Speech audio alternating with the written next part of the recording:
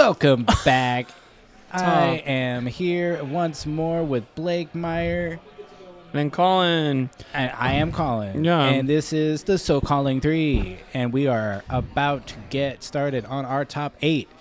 What a day it has been. We just got our stream booted for copyrighted music because we were playing copyright-free music. So curious what happened there, but YouTube will explain later, I'm sure, and apologize. Yeah, but our stream is built different. We're back and better than ever. That's right. And then our matchup is going to be between Craig Pollock and Chris Iali.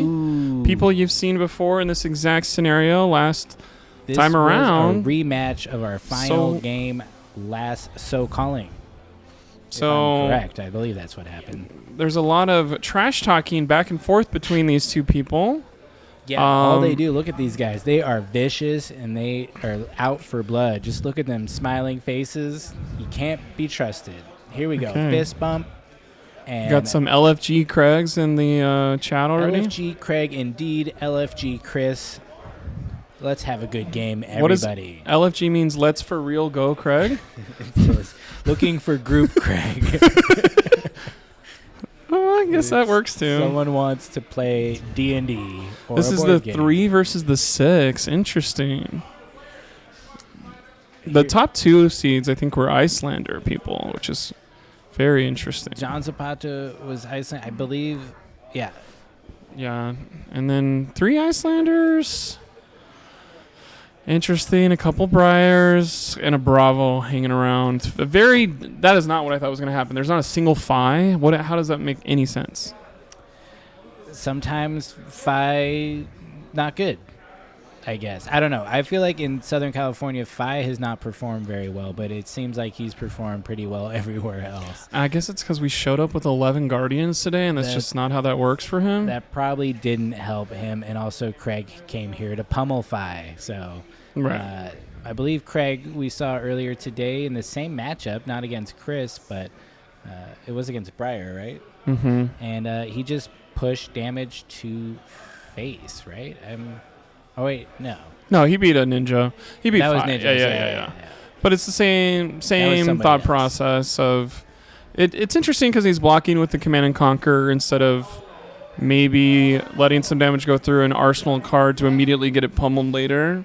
But maybe that's not worth playing that aggressive in your first turn of 40 health.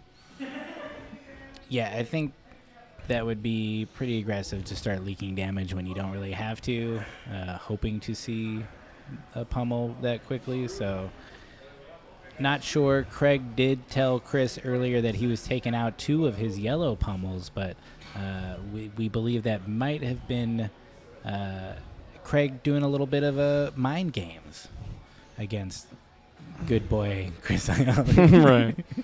That was his attempt at a 5-minute stand-up. Every person that you've seen so far has already kind of won their money back, too. So, okay. Somebody just sneezed and they wanted to make sure everyone in the world heard them. Some people just like the attention. Chris Iali told our friend Justin that he might be boarding in defense reacts to play more defensive around here. Green minivan with handicap plates, anybody? Not us. Okay. We are fully not handicapped. Love being at Odyssey Games all the time. It's such a fun place. Wanted to make sure everybody was good to go with where their cars are at. I haven't even gone outside to see if my car is still there, so they would have let me know, though. You gave me a ride home, or here. Exude confidence. Just asking the question, do you want to do something right now, or you want to just take some damage? And Craig is fine taking damage. He already put a little bit of pressure on Chris, coming in, swinging hard. It looks like, once again, Craig will be pretty aggressive in this matchup. His deck is very interesting, definitely different than most every other Oldhim deck I've seen lately. And that just, highlights Craig as an individual and a deck builder. He's always bringing his own personality to it, and he's very good at this game, as we mentioned constantly. We're big fans of Craig. Yeah. Just a nice guy, good player. I wish I was as good as Craig. Maybe I'll ask him how he does it next time. Just play Guardian is what he'll say. So yeah, Endless Winter. Not fused, I believe. So Just 8. Just 8 and maybe threatening a pummel. And then a hit effect that will make Chris's turn suck. Not great. I think the thought process behind Craig's deck is, and there's the pummel. if you've heard about it, you kind of know what's going to happen. Oh, and there's the sigil. Nice. And so that after all of that, Craig's going to take damage, not Chris. Interesting. That was a nice, spicy exchange right there. However, I believe Craig has 5 more pummels than Chris has Sigil of Suffering. So playing for that 5 more times isn't going to happen. It is interesting, though. I feel like the roles have been reversed where Chris is going to come in for 4 damage each turn, and then Craig is just going to take 4 and swing back with everything he's got. But TBD. I feel like you're not going to be playing Channel Lake Frigid. Like, that is a weird thing of seeing Briar block has not been something I have seen in a couple weeks, maybe. Upwards of 7 days. Yeah.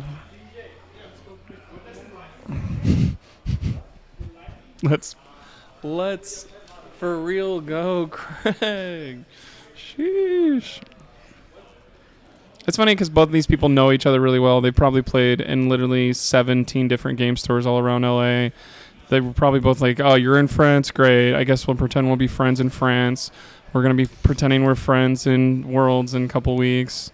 But they all play test together. I don't know if friends do that. That seems like coworker type stuff. But maybe he's going to get into colleague level soon. But it sounds like Blake wants to be on somebody's team. No. Play testing. What would be the point of learning how to play against Peru? We have our first Terra Sunder. Just an easy dominate 5 with the Frostbite and lose 2 cards. And then there is the thought process of, okay, Craig, how many cards do you have in the back? Making sure there's not a pummel at all. They stayed in the same Aaron B and B in Lil. What is it? That sounds like some insider information. Yeah. Maybe too much information. I feel where like people stay is their business. Yeah. Do they call it Airbnb in France, or do they call it Lair de BB? That's exactly what they call it. Lair de BB.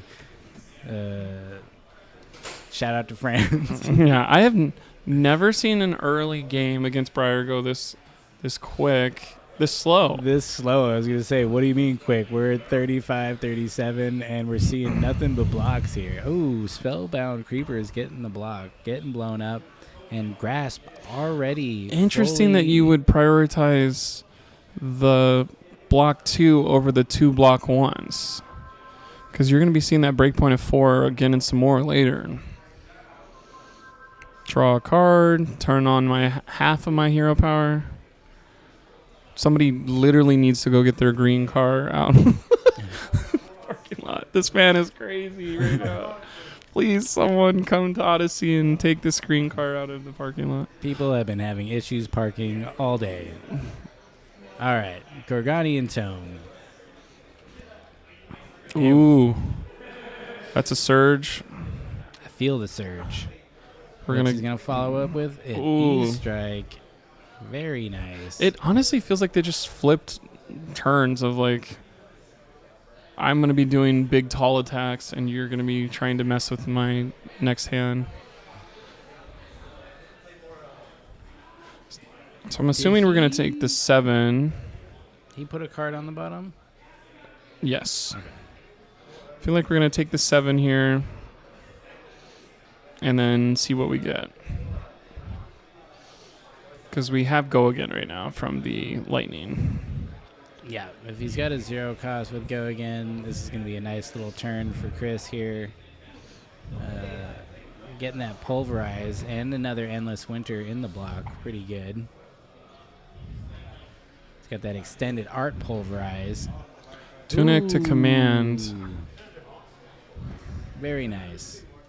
Craig says, ugh, how annoying. I'll just crown it away and grab another card. Yeah, interesting that Chris ran the CNC in this matchup. It seems like it just isn't that effective against Oldhim, but I think Craig's at a pretty good card. I guess the defense reactions do matter. If you think he's going to run defense reactions, which I think I saw Staunch a minute ago. So, oh, Craig has them, but I don't know if he's going to be playing them at the exact time. I think Craig is somebody that, not somebody, his deck is built to like, yeah, I'll take some damage because I'm just setting up power turns later.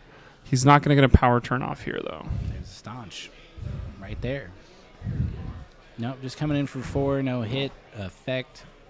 Which is interesting because these off turns that feel bad are almost going to get in more damage than a more powerful turn, because 4 of vanilla damage is something that most of your opponents would say, sure, go ahead and hit me with, but they're going to be blocking everything else. Chris thinking about this block here. Interesting, since there is no hit effect, but he's played this one pretty tight so far. He is not leaking much damage. He's not being overly aggressive. Curious what his overall game plan is in this matchup. I guess, against a lot of Oldhims, if you're too aggressive and they're coming in with control, it can be pretty difficult to get over that mountain of blocking that he's able to do. But as we saw earlier, Craig doesn't block that much with this deck, apparently. So, and I think one turn, if you're paying attention at home right now, is like, when is Craig going to block with Crater Fest? Because I feel like if you're trying to beat Craig later in the day, I don't know if he's going to be there after this round, but whenever he's blocking with his equipment in a time where you're like, I have no idea what this means, I think there's going to be a very powerful pummel behind coming. Because that's what happened earlier. I was like, what is going on with this Crater Fist? And then it was like, oh, he's just getting some damage, getting some room between him and his opponent, and then laying down the hammer. Yeah, earlier in the day, Craig got into a rhythm where he was pretty much disrupting every turn and stealing all the tempo, and Phi had no ability to come back and really recover from that, and fell into that spiral of blocking poorly and then dying in the end. So here we go, Channel Lake Frigid coming out into the Command and Conquer. Just a pretty good 1-2 punch of, you can't use defense reactions. I hope you have them in your hand, because that'll completely ruin your day. And then we'll get that Arsenal card too. Pretty good turn right here. I'm going to mess up their next turn and this turn. But he's got the Crown of Providence, which is a fake Crown of Seeds for 1 turn for anybody in the game to get around Command and Conquer. Yeah.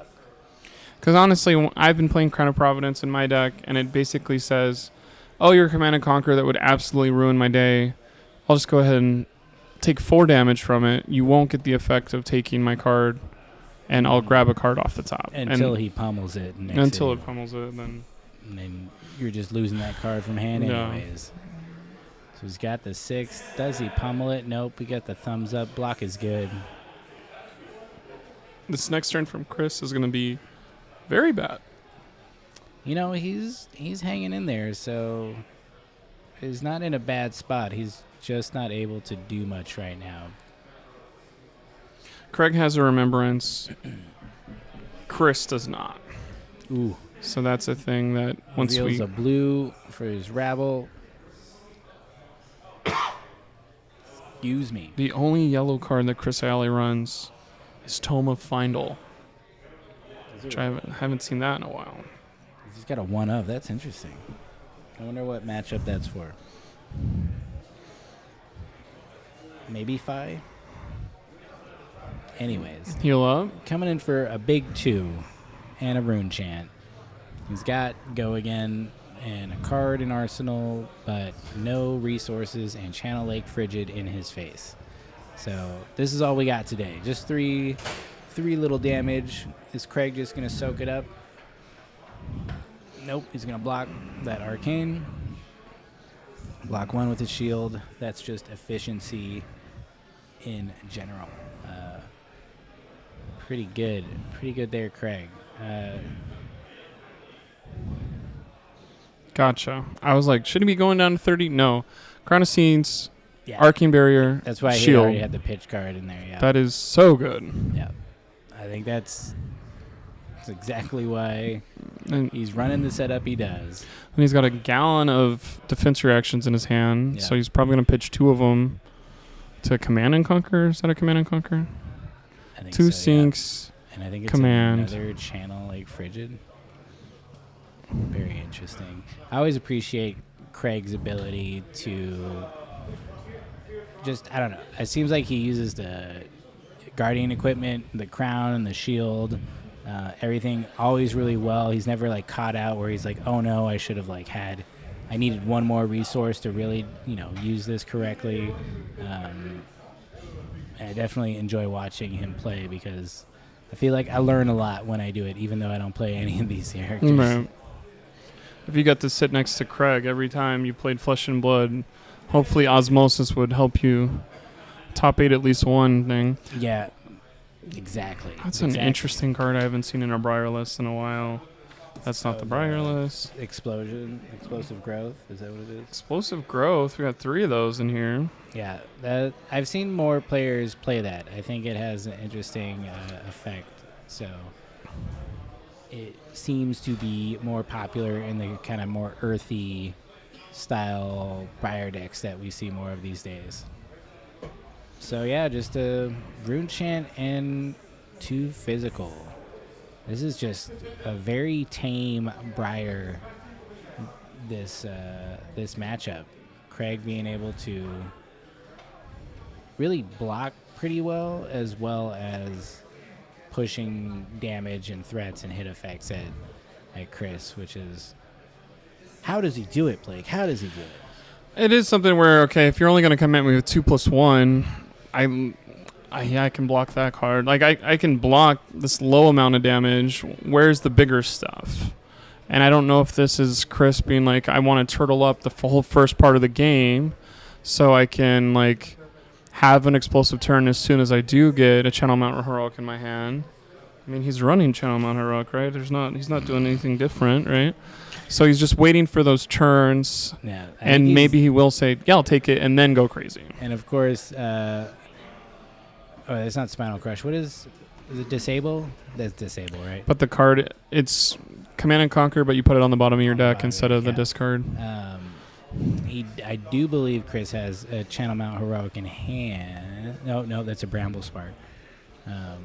So yeah, he's just searching his deck, making his way through it. He's taking his time, not leaking too much damage, but this is a big boy attack right here, and he has to decide if that's okay to take and go down to 28. Yeah, I don't think you take 9 here unless you have a plan. We saw the Revel in Rune Blood, which is kind of just a card that says do around 4 or 5 to your opponent. If you play 3 of those and you're chilling. Disable's going to come in. Yeah, so Took 7. Block 4. So he will get crushed. I think it took 6. But still crushed. Because we're going to do our own thing here. We're going to Bramble Spark Fusing. Then you'll probably put the amulet into play for later. Nope, or pitch it. Chris. Or he'll do whatever he wants. Make a Rune Chant. Swarming. And there you go. Swarming for... Is that a... We made a Rune Chant. Kind of looks like a yellow Bramble. No, he doesn't have yellow Bramble. Yeah, it'd be red. Probably a red. So +3 coming in for 6 in a Rune Chant. Go again. 1 floating. Tunic charged. Not sure what else is in his hand. I forgot to see. Revel. Oh, yeah, that's right. It's Revel. Oh, okay. So he can Revel and then... Yeah, so we'll be doing 2+2+5 after this. Pretty good turn. 2+2+4 because he's not Viscerai. He's not Viscerai. That's right. It's just a 0 for 4. Oh, it's back to being a normal card. It's a normal card. In the background, we see Joel playing with his playmat, so I think his game is done. So I wonder if Levia has made it to the next round or not. Should have paid attention to his reaction. Craig thinking about this. He's got to be wondering what's coming next. He's going to take this arcane damage. I don't think there's many things in... Staunch it all. I'll spin the blue to stop the physical. I'm going to regret that when I see all this arcane. But maybe his thought process is like, arcane's fine. I'll block physical. Craig's face there was great. It was just like, oh, come on. I think it's more efficient mana-wise to block physical stuff for Craig's deck. So that's probably... He only gets punished if it's Revel, and then it's Revel. So you got to make your opponent beat you. And Chris is like, yeah, I have the card. Because this is 4 plus 2 plus 2 is 8. So it's not a thing of, I'll just take it and swing back a hammer. That should work. You do have to kind of find a way out of some of this. Which Crown will take off 1. 2 floating. We can use... Like, that 2 that's floating is basically saying we're going to block 2 of whatever this is. So there's 8 coming at him with 1 gone already. So it's, can I get rid of the other 7? Well, he pitches that goes up to 5. Oh, he's blocking the 4. 5 with the Crown of Seeds. And then he's got 2 and 2 coming. I think he'll be around 28 after those. Unless he literally... He said, I'll take care of all the rune chants. He could block with Ram's Head.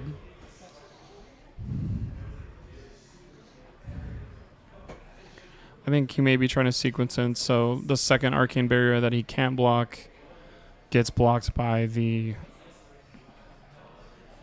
Crown of Seeds. Gotcha, okay. Doesn't really matter because there isn't a Spellbound Creepers in play, but maybe that's what he needs to practice before Worlds. We got an Icy Hammer. So this is the difference between them is 4 health, basically. So it's how much would a Frostbite ruin Chris's next turn? Judging by Chris's face, at least a little bit. But we haven't seen his cards. Let's see what he's got. He's got that Earthlore Surge. Doesn't look too happy with those cards. Toma Harvest, maybe? So far, this is honestly the most I've ever seen a Briar block and the slowest Briar game I've ever seen so far. Because normally they're just zooming ahead and, okay, I'm going to leverage one of my best cards. Maybe he just hasn't drawn them yet. This is an Earthlore Surge, so that's also not a Channel Mount Heroic. It's pretty good. It looks like he's going to pump this Snatch up. Coming in for 7. Or wait, it's a blue Earthlore Surge. Craig's probably like, great, like, I can block this. An extra card does nothing really because there's no way for him to get go again. He had the Embodiment of Lightning, right? Or no? I don't think so. Unless I missed it somehow. No. Because I thought he did. Revel's the last thing in the graveyard. Yeah, but that was the second non-attack action that turn, I think. So I think he does have go again. Yeah, he does. Ooh, Blake, I got you. Mark it 1. It comes across from last round? Of course it does. Anthony Pham beat Levia, so we'll have an Icelander in top 4 already. Out. Anthony just charging through the Swiss today, beating down everybody with the Icelander.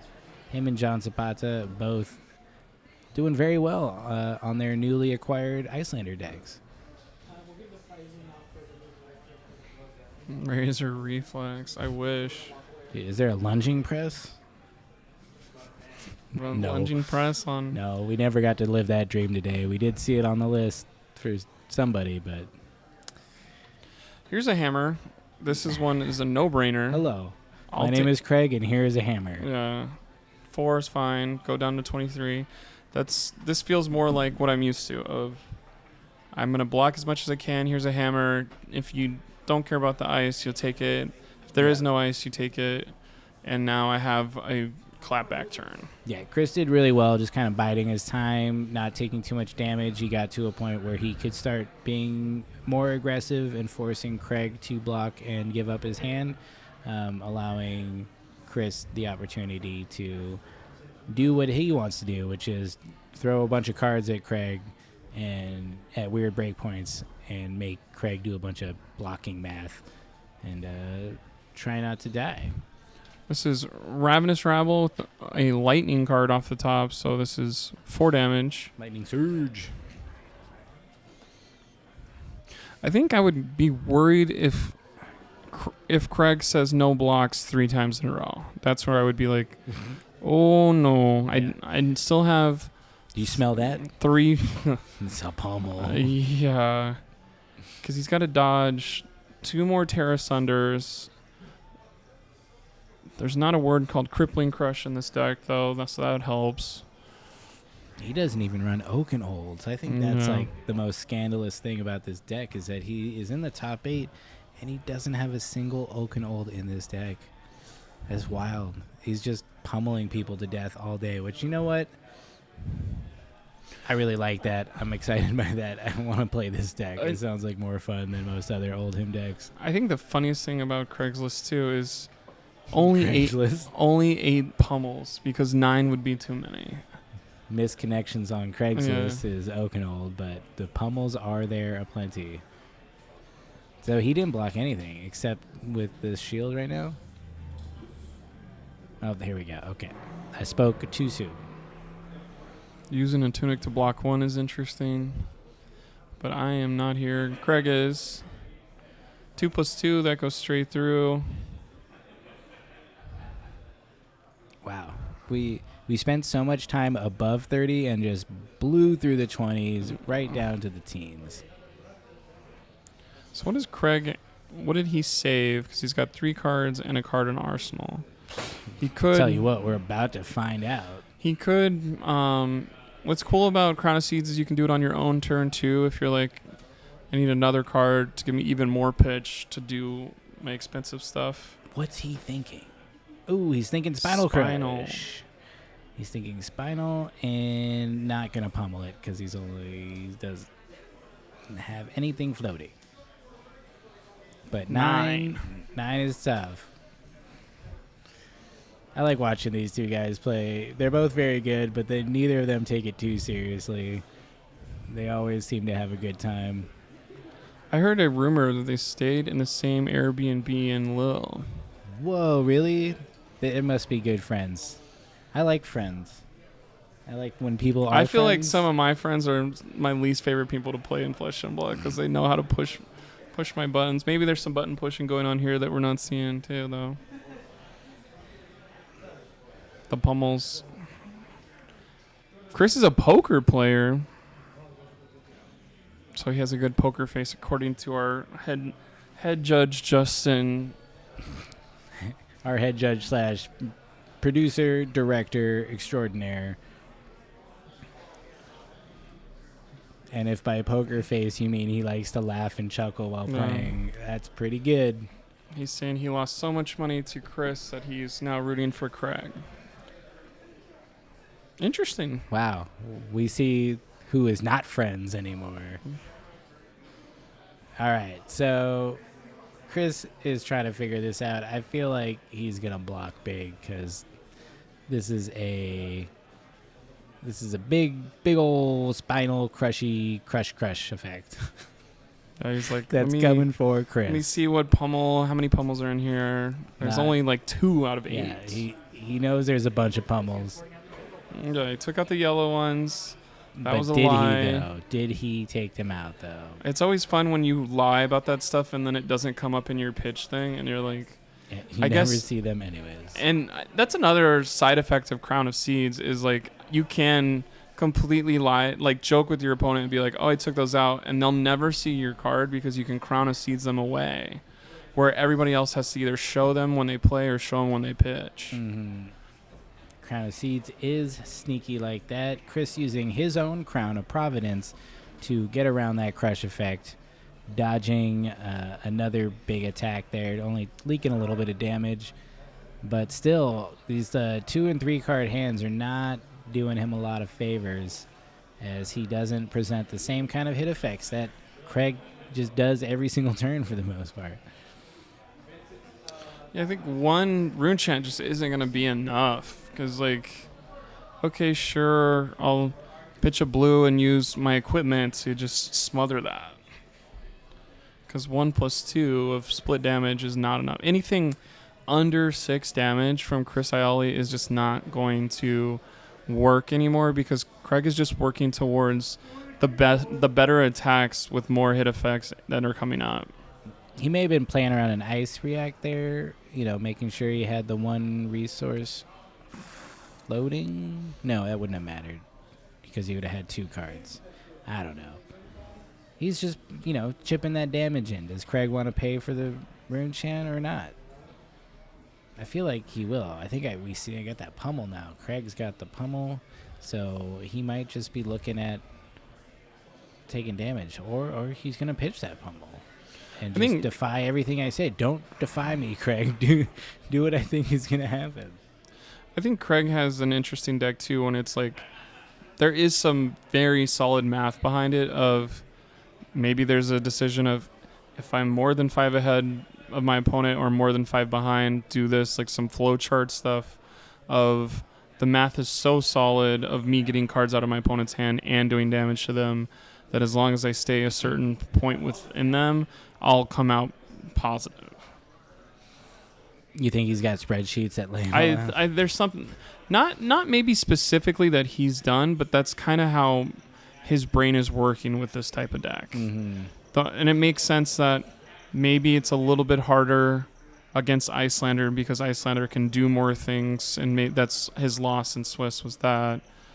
But here's a 9 damage disable or a 7 damage one. Well, it looks like a red. Yeah, it's a red. Cool. So 9 more. 9 was a hard number to block earlier, so it's going to be just as hard with less life. These big attacks. And you wonder why Wounded Bull is good in Iyslander. I mean, try 5 for 9 if you thought 3 for 8 was good.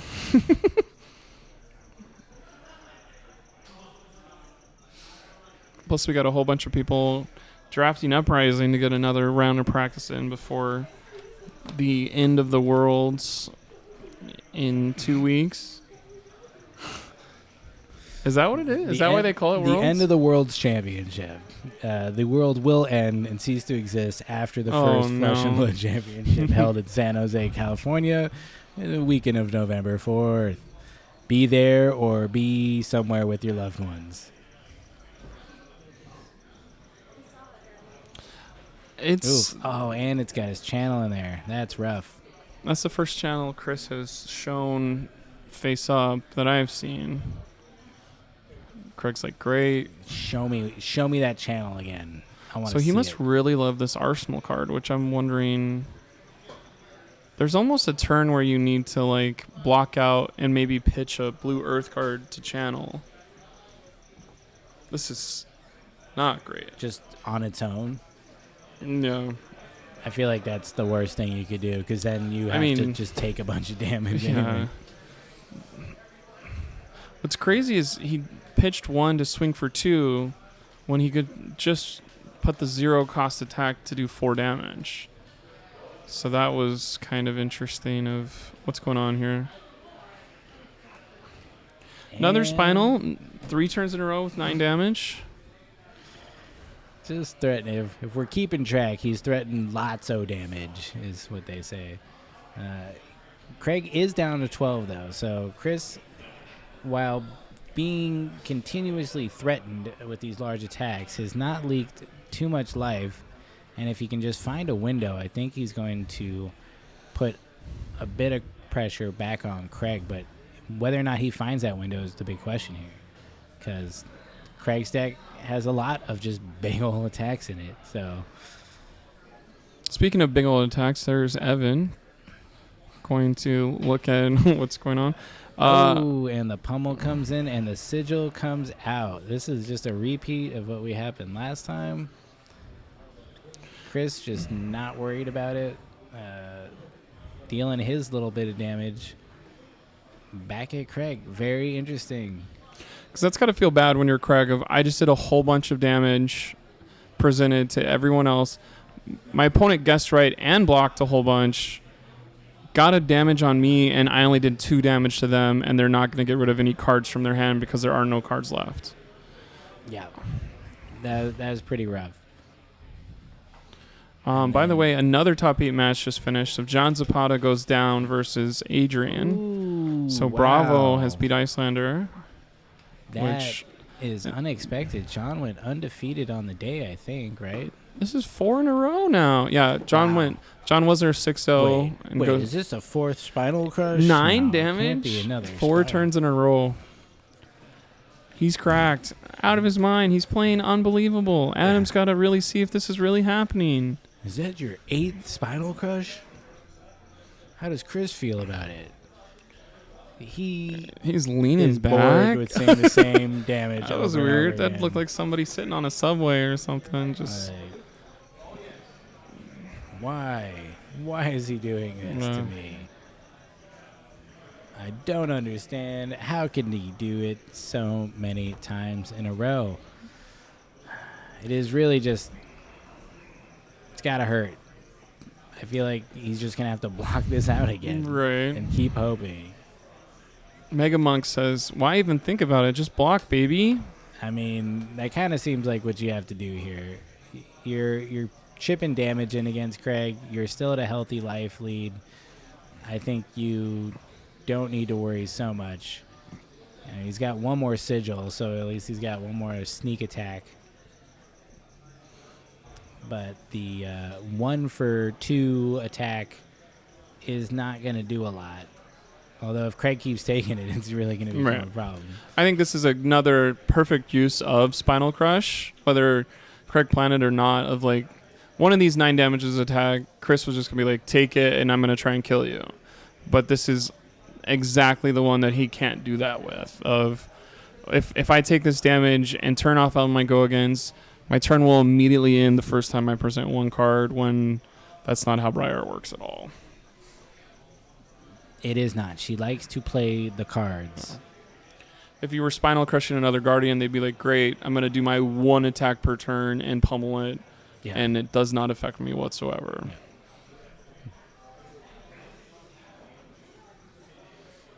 I do see... Okay, so we have a Channel Mount Heroic and Amulet in hand. So Chris's options include just taking a bunch of damage, apparently. So he did take it completely, which is very interesting. How is he going to make action points out of something? Like, no, I don't think there's anything he can do. Unless what he has to his, lead the chart. He doesn't run. Yeah, what is his charge, juiciest attack that he can do with only 1 action point? Or does he just play the Channel Mount Heroic? And just... There's something, and there is a Channel Mount Heroic in there.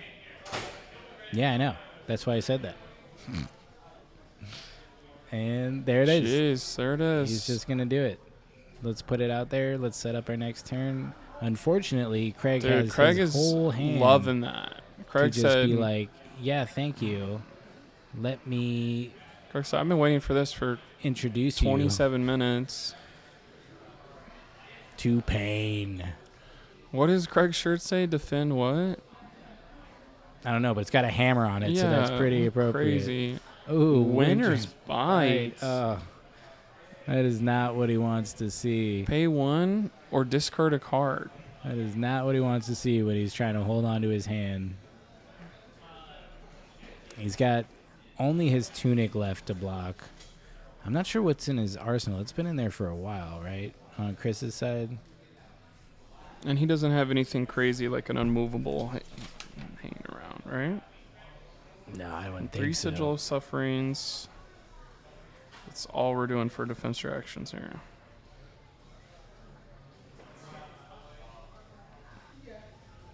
Man, Craig still has 4 cards left in hand, or 3 in hand, 1 in arsenal.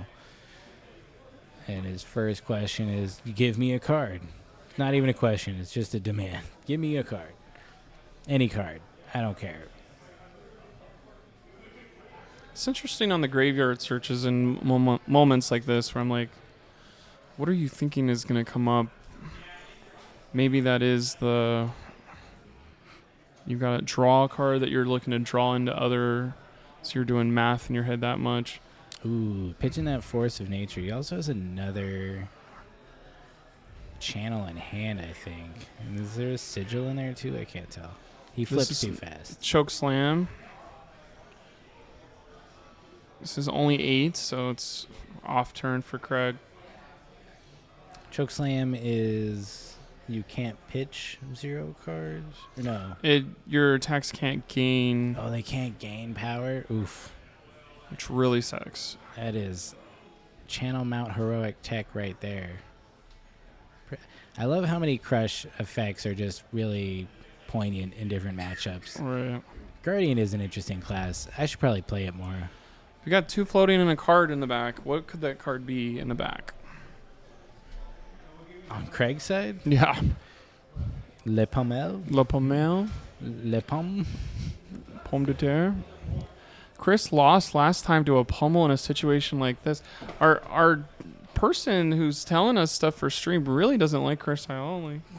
He's trying to remind him of the salt in the wounds. Hey, keeping notes. Yeah. That's a card, right? Salt in the wounds? Nerd saying it's a Defend New Orleans shirt, and he sees him wearing it every time he's on stream. And maybe it's his lucky shirt. I don't know. Oh. Maybe we'll ask him if Salt the wound. if he wins yet again and comes back to interview us and pick up his just stunning trophy that we have for him this time. You can put it next. I would say you could put it next to his other one, but I don't know if they'll both fit on the same show. Yeah. Just completely ruin everything. This is a pummel. This is a pummel. Dude, your Channel Mount Heroic turn is going to just be ruined. Yeah, there is no Channel Mount And Heroic so turn. Chris Ioli was playing for last turn and this turn. And Craig never ran out of red attacks that are doing more than 8 or 9 with the possibility of a pummel behind them if you hit a speed bump yourself. So Yeah. Chris hit a couple speed bumps over the last couple turns, which means Craig gets 2 full hands of attacks into him. Yeah, he took all that damage to play that channel. And I understand the reasoning, and I'm really curious what's in his arsenal. I feel like it might have been something that just got stuck there, but Terror Sunder's going to be 5 damage with an icy in the back. does he have 2 floating? No. he No, doesn't. Okay. that's very expensive. It's a 6. It costs 6 to do that. Yeah. Oof. Really tough.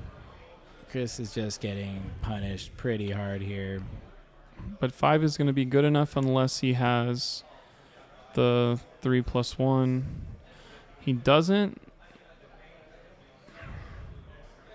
And 2 cards are gone. Man, Terrasun, what a card. It really felt when it first came out that it wasn't as powerful as I thought it was going to be.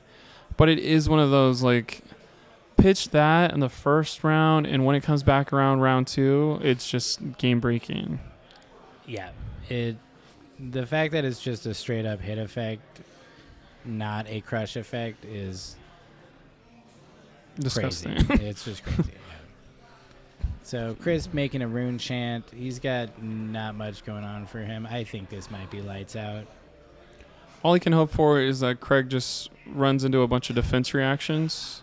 Well, he's got 1 and a hypothermia, so he's kind of there. He's also got a pummel in hand. Oh. This is a little crown action cycle. Get something better in hand. I feel like we're going to see this winter. Oh, no. Oh, he's got the Cranial Crush. 2 floating. Yep. That's Chris, don't guess wrong. Please don't guess wrong. I mean, you can't really play around pummel. It just means Craig will arsenal it. Right. What is Cranial Crush coming for? 8. So if it's a red pummel, he's going to go to 12. and he runs a lot of 2-blocks and does not have an embodiment of Earth. He might not even be able to block it fully. I think one thing that maybe you could play for is to just block with your whole hand. Your opponent puts the pummel in his arsenal, so he's not explosive growth or a bramble down there in his arsenal. Because if you block fully here, your opponent won't use the pummel, and then the next time they want to crown, maybe they wouldn't crown. We're just going to show the pummel for game. Oof. Thank you for coming. GG. And Craig, when it comes to Pasadena and winning games, yeah, it's gonna happen. They go hand in hand. It's like he lives down here now or something. He's just down here winning games. Let me fix my hair. I'm just like pulling my hair out watching this game. That was an interesting game. It was very slow, and then it got very fast, right. And then it was kind of over before it was over. And that's something where it's like I feel like we're not usually this low key. It's another of like, that's not how Oldham normally saps the game, but that almost felt like the play patterns were so different. I don't think our friend Chris Iali drew a Channel Mount Heroic until card like 32. So it was like, I don't have an option. I just have to block forever and hope for the best. And then Craig said, well, your hope isn't going to really work whenever there's a 9 damage attack for 5 turns in a row. Yeah. So you're toast now because I took all my reds and put them at the bottom, and now I'm drawing into them. Yeah. It was a rough start for Chris. I mean, he played really well. He didn't leak damage. He kept his life total high. He was chipping in damage, which was like a weird swapping of roles. But then, inevitably giving any kind of breathing room to Oldham is just dangerous. He's going to come in. He's going to start pummeling you once he started seeing them. And I feel like, the density of pummels in Craig's deck so far has not seemed to be a liability. Right. When you get those multiple pummels in hand and you're just like, whoops. Because the first time you see 4 pummels, is that something where you're like, oh, I was planning for this, and then my winner's well turns into I can pitch a blue, I can pummel it to an 8, and that's such a bad turn where shuffle, and hope that never happens. And when that does happen to you in 2 turns in the finals, when you need to do damage against the best player you're going to be playing all day long, maybe that's when you're like, wow, this deck isn't as consistent as I thought. But until that happens, you're a genius. Speaking of top 8, we have our bracket ready to go. Check it We've out. All right, we're doing Bravo versus Briar and Oldham versus Wait, are those Icelander. pictures of everybody too? Look at that. Look at this production. Jeez Louise. Just They're already grayed out like they're Icelander. like they no longer exist anymore. Icelander went from 3 to 1. That means Icelander maybe is figured out by a couple people. It looks like we were going to have a rematch here. Craig and Anthony. We didn't see them on stream. But I believe they played earlier in Swiss, and this was one of Craig's losses. So Right. I do think Icelander's generally favored in that matchup. But my least favorite card as a former Icelander player who did their best, pummel. yeah, And you don't want to block for pummel ever as Icelander because it messes up your card math. And so I would just, if you hit me with pummel, you could hit me with every red one's going to do 4, every yellow one's going to do 3, and every blue one's going to do 2 the whole game because I can't overblock it at all. yeah. We're going to take a quick break so people can go to the bathroom, and then we'll be on with our top 4.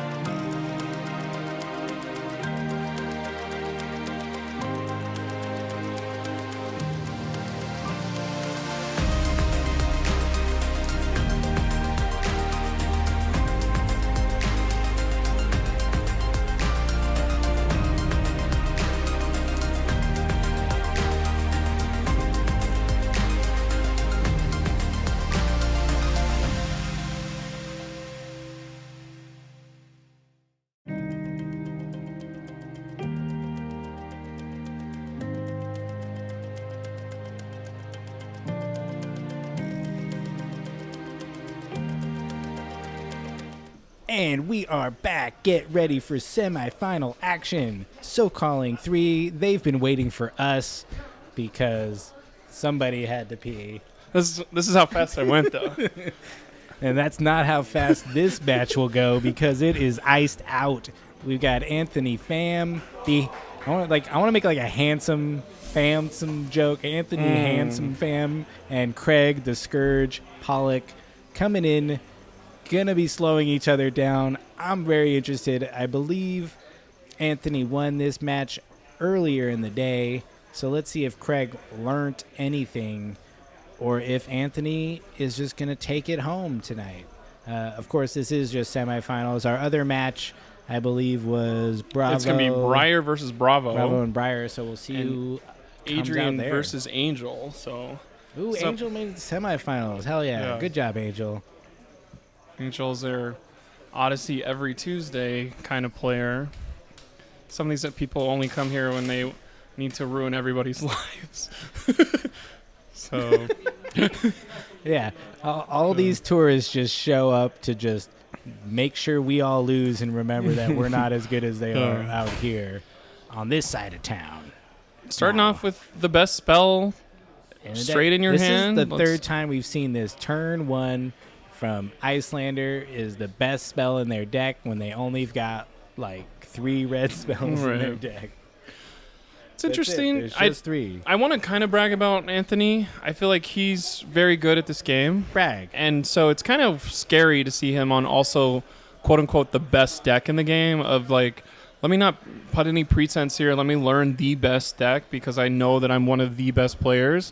So if we put best deck with best player, even after barely, I don't think he's been learning Icelander much longer than 3 weeks, and here he is in top 4 here. That's just crazy that somebody can do that instead of somebody. I'm in the mindset of you'd have to practice this deck for 8 weeks, and not for Anthony. He's already here doing this way better than I could if we switched spots. And you had know me why, play this right? deck. Wounded Bull. Wounded Bull's a good card, Blake. Just give into it. Okay. So Craig taking a little bit of just a teensy-beensy bit of damage there. But he's going to come back with his own Endless Winter. So that's Anthony's going to read this card. He's like, what the fuck? I've never seen this before. Let's go. We're back, baby. This is...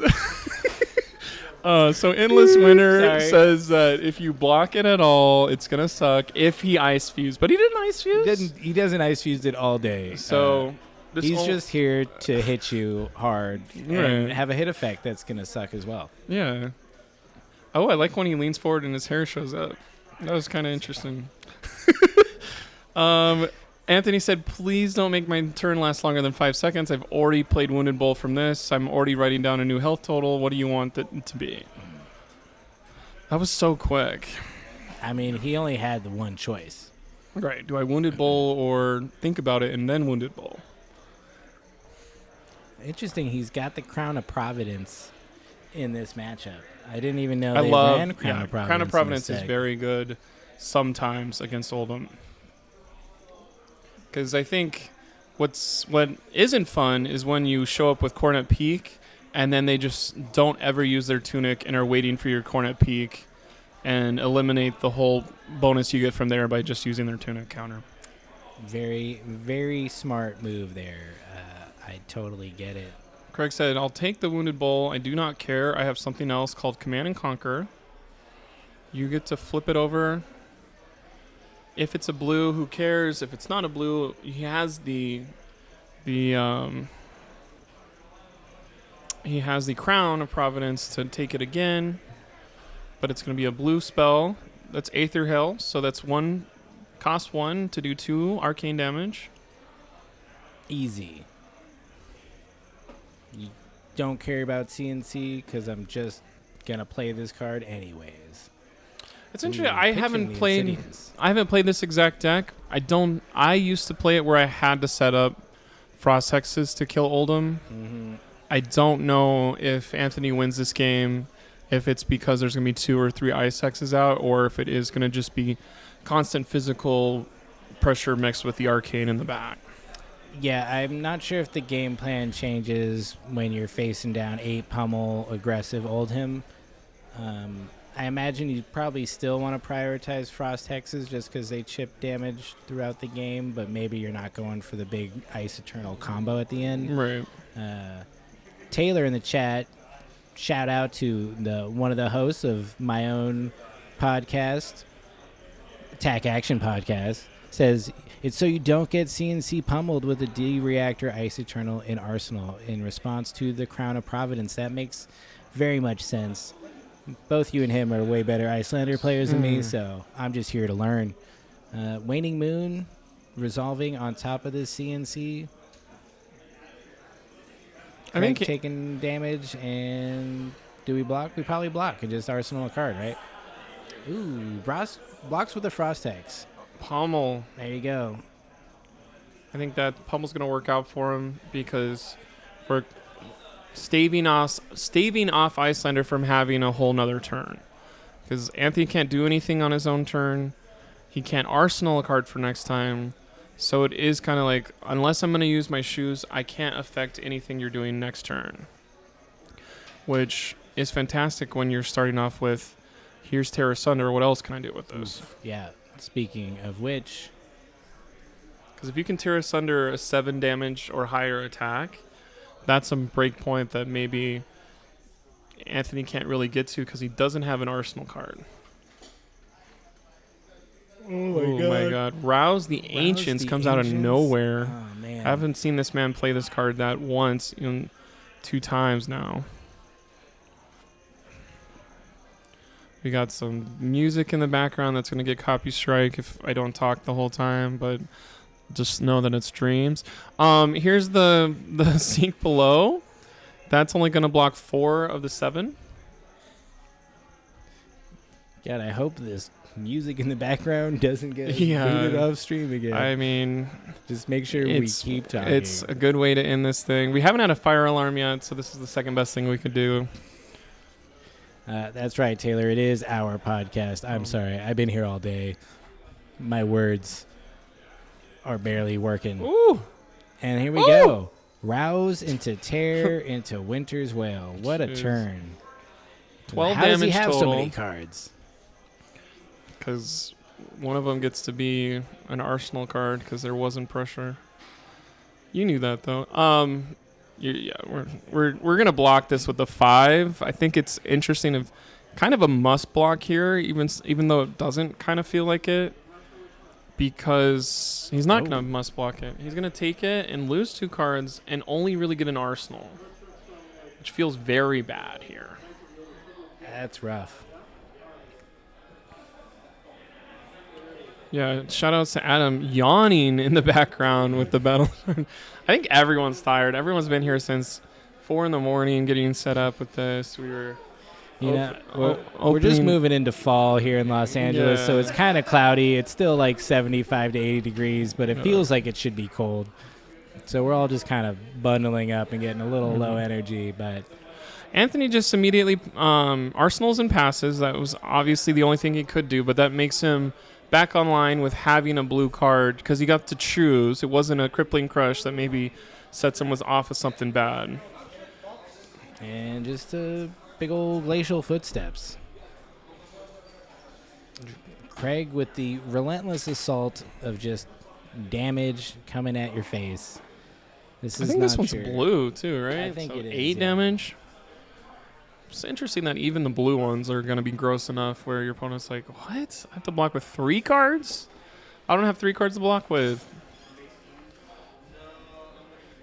Wondering if this is mirroring what their first game was or if maybe somebody changed the sideboard or figured out something different so far to be. It's literally comes down to the 1 pummel difference of that damage plus the card gone is a very big speed bump for Anthony. All right, Polar Blast getting a card and Waning Moon. And pushing that Frostbite in there. Frostbite not going to do much. I'll move to reactions. I'll block 4 and take 4. Okay, interesting. I'll put a card in my arsenal. having access to a full 5-card hand the next time we talk to each other. And charge tuning. There has to be a big physical attack here. Here comes the 7. Interesting. So Anthony really not prioritizing the Frost Hexes. I think this match is going to move too fast for that strategy to play out and be super helpful. At least that's what I'm going to assume by him now playing it. But Right. coming in just for a big old 7 Enlightened Strike. It is weird to me, Blake, that doing this seems bad. Right. But, like, if I was in a turn and all I could do was Enlightened Strike for 7, I feel like I would feel like I didn't do very much. Right.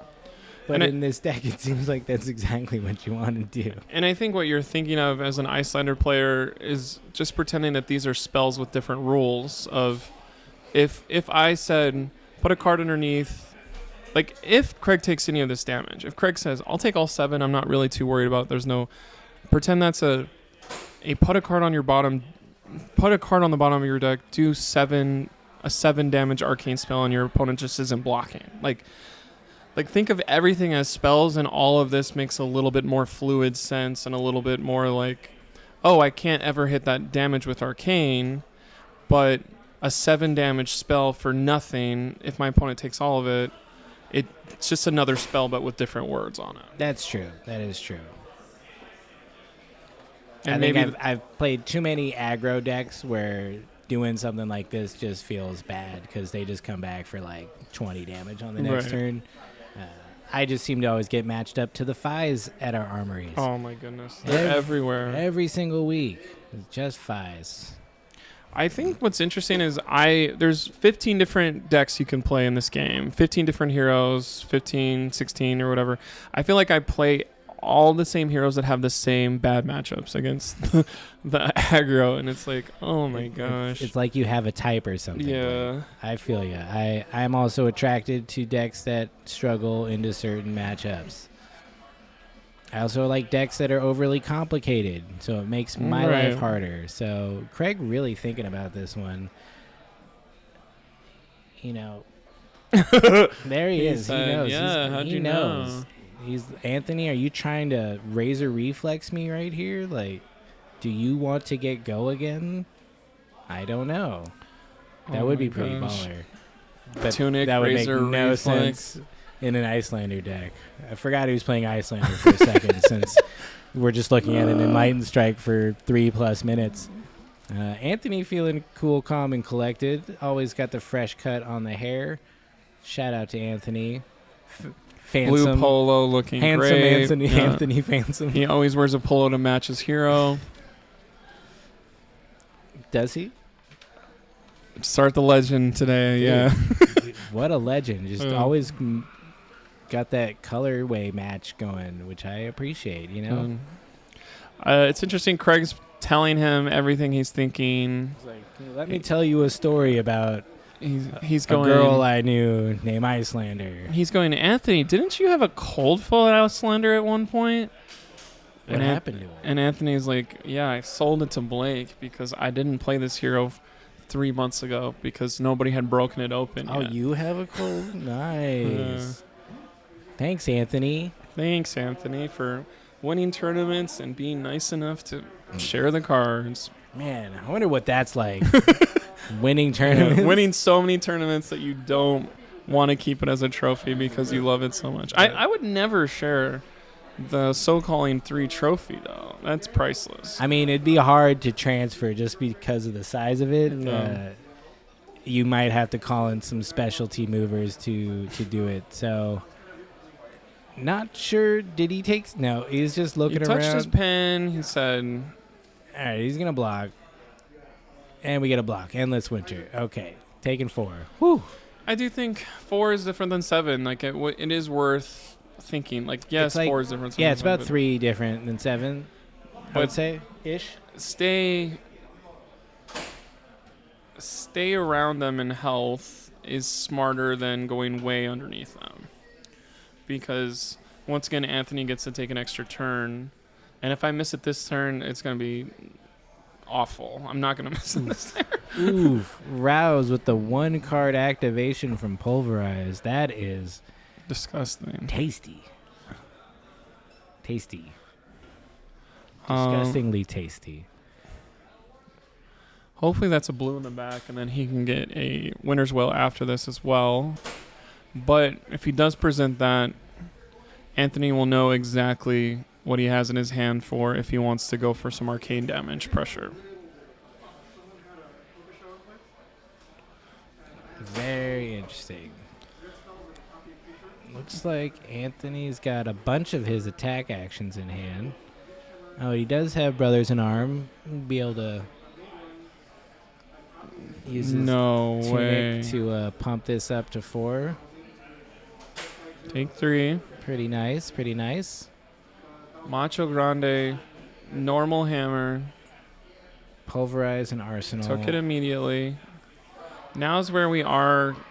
Doesn't feel like it, but we are getting towards a kill turn for Anthony of all I need is physical attack into another physical attack, and then my next arcane one could be the difference. All we need is 13 Scarfer Scars in a row, and we are good. Oh, he's got that fighting spirit behind him, though, so that'll at least present another 7 damage and then gain him a health, so pretty good exchange here. Pretty good exchange. It's to go up to 14. The 12 right here because he knows the damage he's capable of. And the 7, you cannot take this if you're Craig. We're getting too much. Like, if you're taking this, it's because you have a pummel on top of something else in your hand. Yeah, he's got a staunch. I feel like he just staunch responses this pretty easily, but if you told me, I know this Craig is not a hasty player, though. Yeah, if this is a theme of today, like, if you told me 2 months ago you need to run staunch response into Icelander, I would be like, what world is Flesh and Blood? Like, this isn't Wraith anymore, dude. This feels like Wraith 2.0. Oh, Fab 2.0. Do you know that Wraith is Earth, but mixed around? It is indeed that. Wow, Craig is taking 7, exactly what you said he could not do. It, Craig. Which is just shows you that Craig cannot. Nobody puts Craig in a corner. Craig's going to do what Craig wants, and he's going to Craig his way all the way to the finish line. Not only could Craig not hear us, he wasn't going to listen to us anyway. Ooh, and he's just like, well, I'll just play Pulverize straight up with 2 floating. Jeez. No cards, but still threatening pummel somehow. What is happening? Okay, he has 2 arcane barriers, kind of the thought process. He's got 2 arcane barrier, and he's literally threatening lethal. I think that's what's happening here. Pretty. Anthony's like, well, I was going to play this round on me next turn, but I guess that doesn't work. Maybe I shouldn't do that. Can Anthony get to 9 damage? You would need an Ice Vein. He has the wrong arm equipment to get there. Yeah. He just still does have his Crown of Providence, though. And he's got arms. He could block 4 with that, you know. Because the reason, if people are paying attention at home, maybe the reason why Craig stopped at 9 was because he knows the biggest damage spell is 5 with a follow-up of a 3 from Waning Moon. So 9 is kind of a good place to be. Yeah. I'm going to fully block this. Go down 3. My next attack does no damage. So even if I have does minus 4 damage, let me say the right thing. Even if I have a Scar for a Scar in my arsenal, I can't play it because it'll basically be 0. That was fantastic. I would never think you would get through a Pulverize without getting punished for it. I mean, he was slightly punished because now Craig is threatening the pummel. Right. So I feel like this is a situation where these Battle Mage attack action cards start to hurt because you probably need to block a bit. They don't block very well. At least the Fighting Spirit gains him a health. And then, is that a sink below? It is. Okay, so he's probably just blocking up. What's in his arsenal? Don't know. He did that so quick. There's no way we're going to get up. 4. Dang. Ooh, and Sink below. So that worked out. The 3 attacks are not fantastic. But no damage got through, so there's no discard, but there wouldn't be a discard. We just reset our hand 2 times in a row. Yep. Tunic's at 3, though, so, Terra Sunder's there. Is there anything to tear with? Doesn't want to because he just wants to make life difficult. This is where Anthony will have a window to do something, though. Yeah, does he want to do something? There's so many of these attack actions in a hand, though.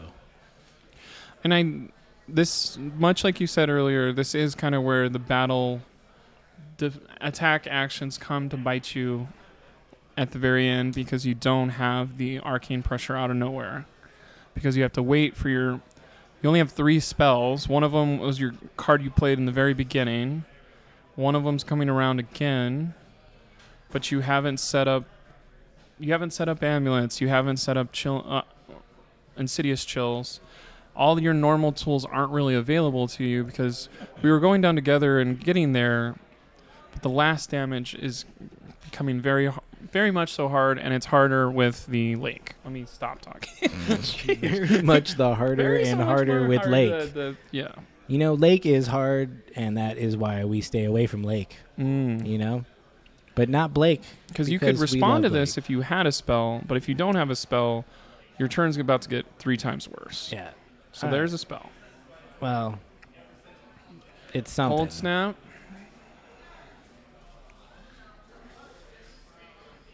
So we're going to draw a card.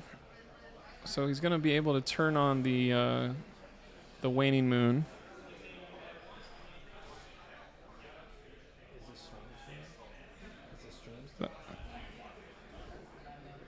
It's just a joke. Look, no more jokes. No more jokes. Everyone take this This is seriously. serious. Huh? Okay. Someone's trolling me in the chat. It's fine.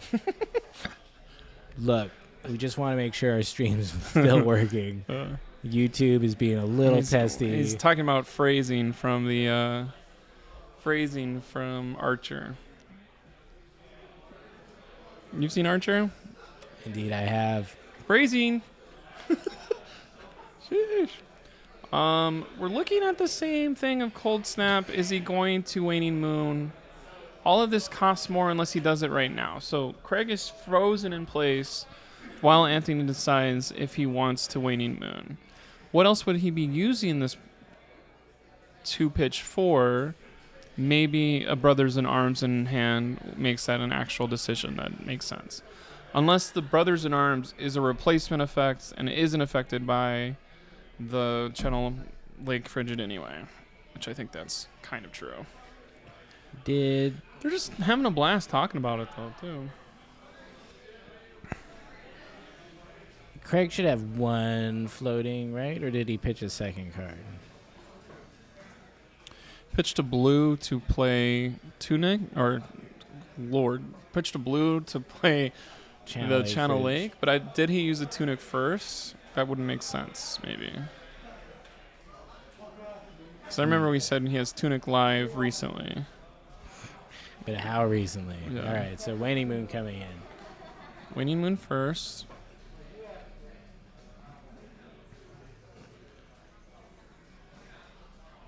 In response to Cold Snap, he took counters off Tunic. Thank you, Nerd You, for everything you do.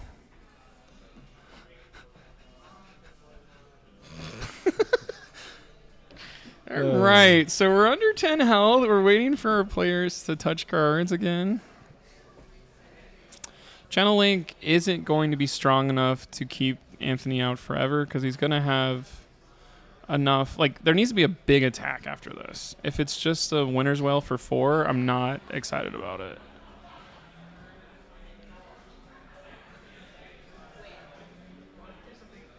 So it feels he only has one card, right? I think he's only one card. So I'm assuming this is an ice card because he has to keep Channel Lake up, but he wanted to wait for the ice card so he could also get the frostbite on it. He's going to have just enough because the frostbite from Icelander's hero power is going to be dealt with by the one floating, and then a blue ice card does everything it needs. Blue ice. I don't know if there's some kind of gamesmanship of showing your opponent this is a very hard decision for me when it actually really isn't, because you want to show some strength of I have a spell in hand, I'm just waiting for the math to go down. Because I think if he had snapped on this stuff early, Craig would know, like, oh yeah, I'm fine, there's not going to be a red spell in the back. But all this extra stuff is maybe making Craig a little more nervous, but there's not really a decision from Craig either. The decision would be, are you going to pitch a blue and leave yourself open for a big spell? He has 2 cards. He has 2 cards, okay. Doesn't matter. He's fine. He's going to be fine. Coming for 4. Unfortunately,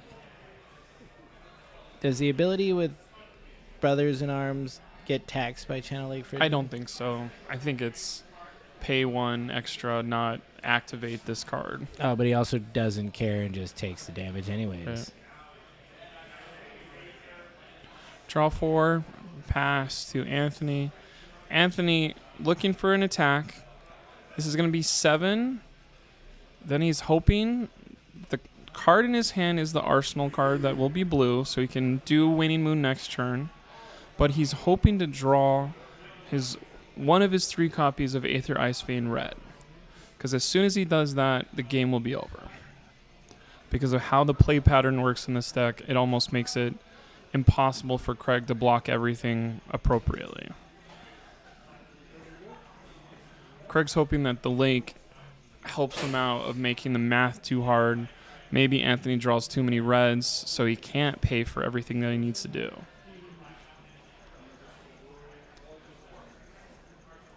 Let's see if he draws. There's an Aether Ice Vein right there. He has blues, though, so I don't know if that's exactly the red one or not. Whew. Command and Conquer. We're going to pretend that we have all kinds of pummels in the back for Craig. Well, he's only got 1 floating, so. He has 2 cards. Oh, he has 2 cards? So one can be a pummel.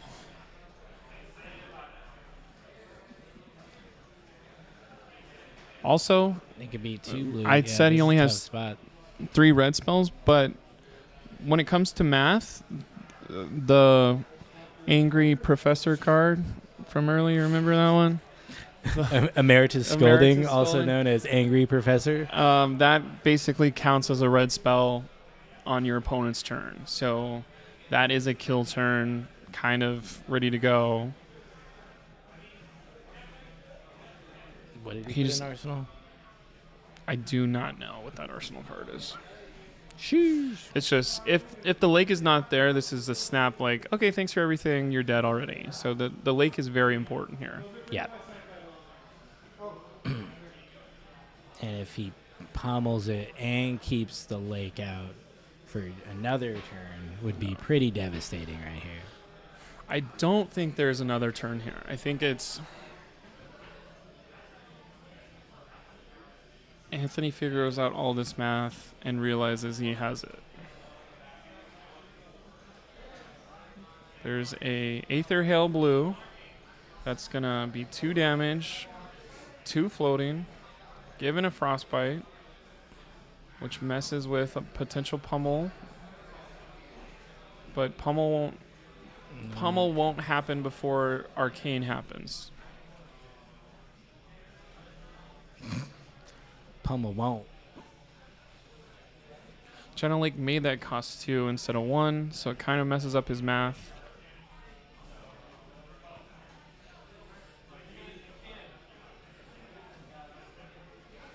And I think this is a time where you can just And I'm going to stop talking and see what my opponent says when it comes to this layer, because then I can layer again. And the more cards I get from my opponent's hand, the more likely I can win this.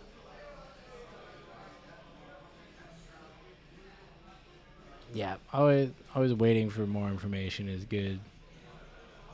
I thought that was almost a fist bump. I was like, what?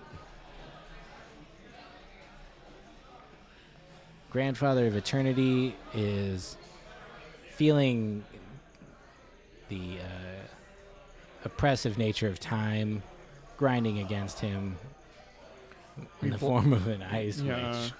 We blocked the Aether Hail, and that's what that blizzard in the pitch zone did. We have 2 floating. So the Waning Moon's going to come in.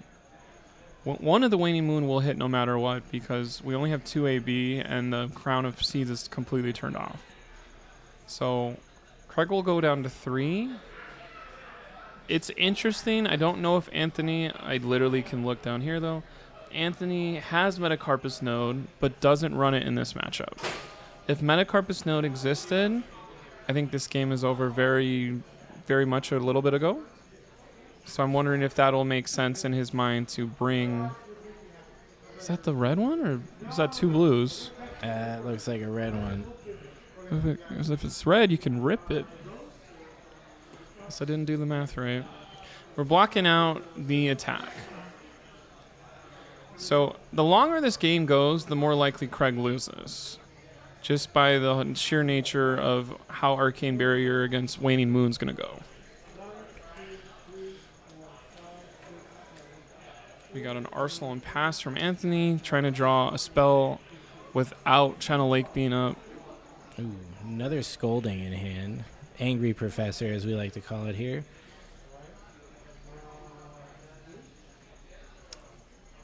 Crown of Seeds. Any response? On the stack. Yes, I will immediately expose to the elements your... When he said expose to the elements in his interview earlier, he was like, I practiced around with that card. I was like, ooh, I'm glad you took it out. That ain't going to work today. Not today, not tomorrow. So, Anthony thinking if he wants to do anything in response to this Crown of Seeds, I feel like it doesn't benefit him much. Really? Like, because he still has all his cards. Unless he can do multiple big spells that, you know, get over his Arcane Barrier, he's not going to do it. We did just get an update. Our good friend and local legend now, Angel, is now in the finals on Briar. Started off today on stream. First game, pretty rough loss against Tyler Horspool. And now he's going to be in the finals. That's his only the loss. First and last game of the day. So we will have that coming up next. Pretty exciting to see whichever matchup it is. So Meritus Scolding coming out 4-4. And then we're going to Storm Striders. And another Angry Professor. I'm pretty sure that is going to do it. 2AB. 2AB. This is such a weird looking turn too. Ooh. Because you have 2AB, which feels not very much. What did Craig have here? Macho, Pummel, Staunch, and Endless Winter. Wonder what was Arsenal. Chokeslam on top. I love this. Thank you, Craig. Just giving us all the the juicy Here's details. What if what if could have happened. But Anthony, well done. So we will have Briar versus Icelander in our finals. 2 local players. I guess Anthony's technically in Orange County, but we will claim him as our own. This is the first time Craig Pollock has lost in this building in a top 8 match. Ever. You just witnessed history. You see that trophy over there? Give me that trophy. This is... I gotta stretch it. Oh yeah, this chalice, this glorious symbol of just dignity and intelligence Right. and belovedness. And now Not for Craig. not for Craig. You could Not this time. You could almost call Anthony the scourge of scourges.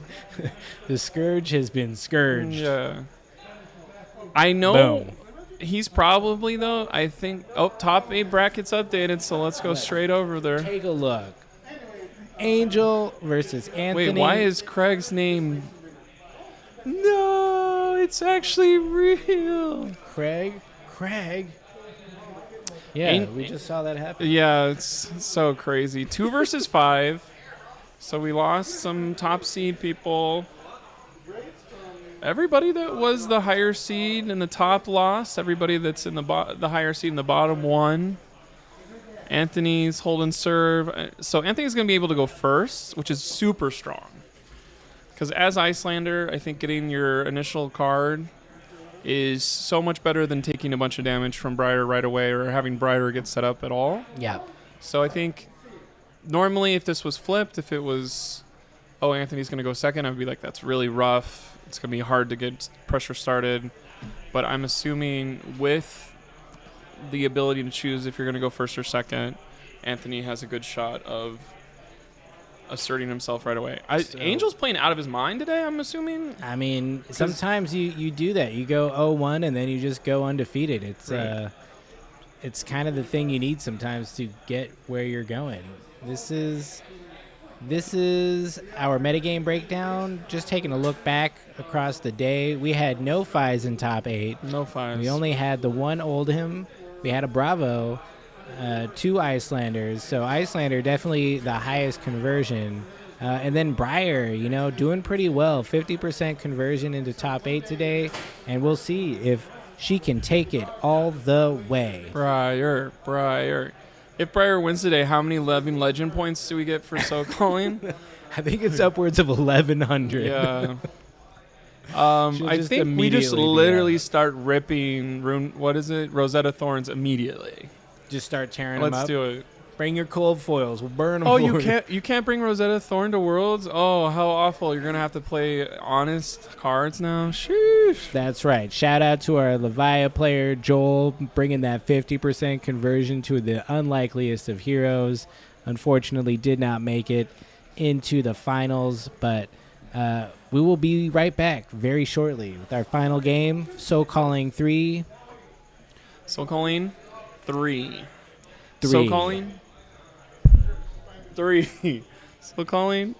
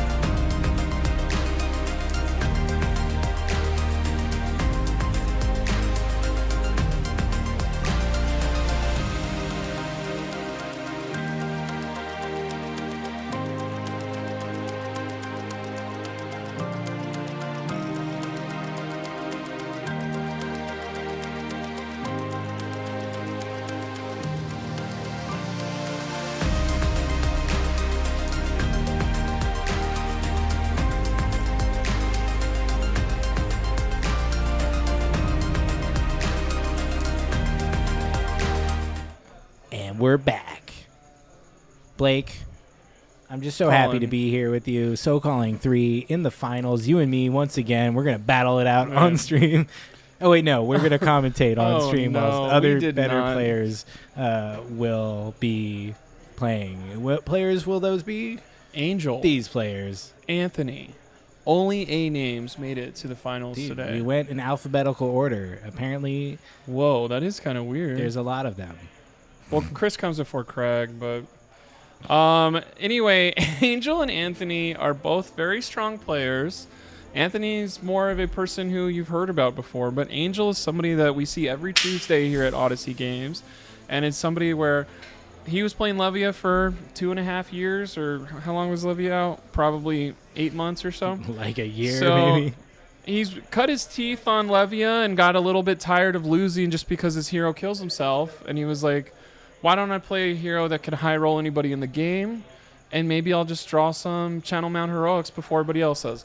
Blake, you're talking about Briar. You keep talking about Channel Mount Heroics. There's other cards in this deck that's good, though. Like what? Oh, okay. That was a segue, but I'm look at this. It is a thing of like Bramble Sparks are going to do the same thing. Dude, Gorgonian Tome. Yeah. Also pretty good. We got lightning presses in here, which I don't think Anthony knows about. So does he that run really sucks sigils? whenever you think you're blocking all of it, and then here comes a lightning press. He does run Sigils of Suffering. We'll be curious to know if he plays them in this matchup. Right. Anthony's going first, much like we thought would happen, because it's just so strong. Evan is 100% dialed in, looking up at the ceiling instead of the match. There's actually rules written on the ceilings that he wants to make sure the players know about.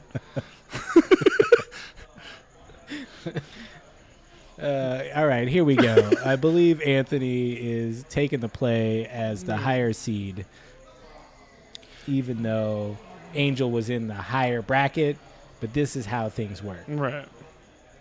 We're a real sport. And Anthony, looking at his tasty attacks in hand.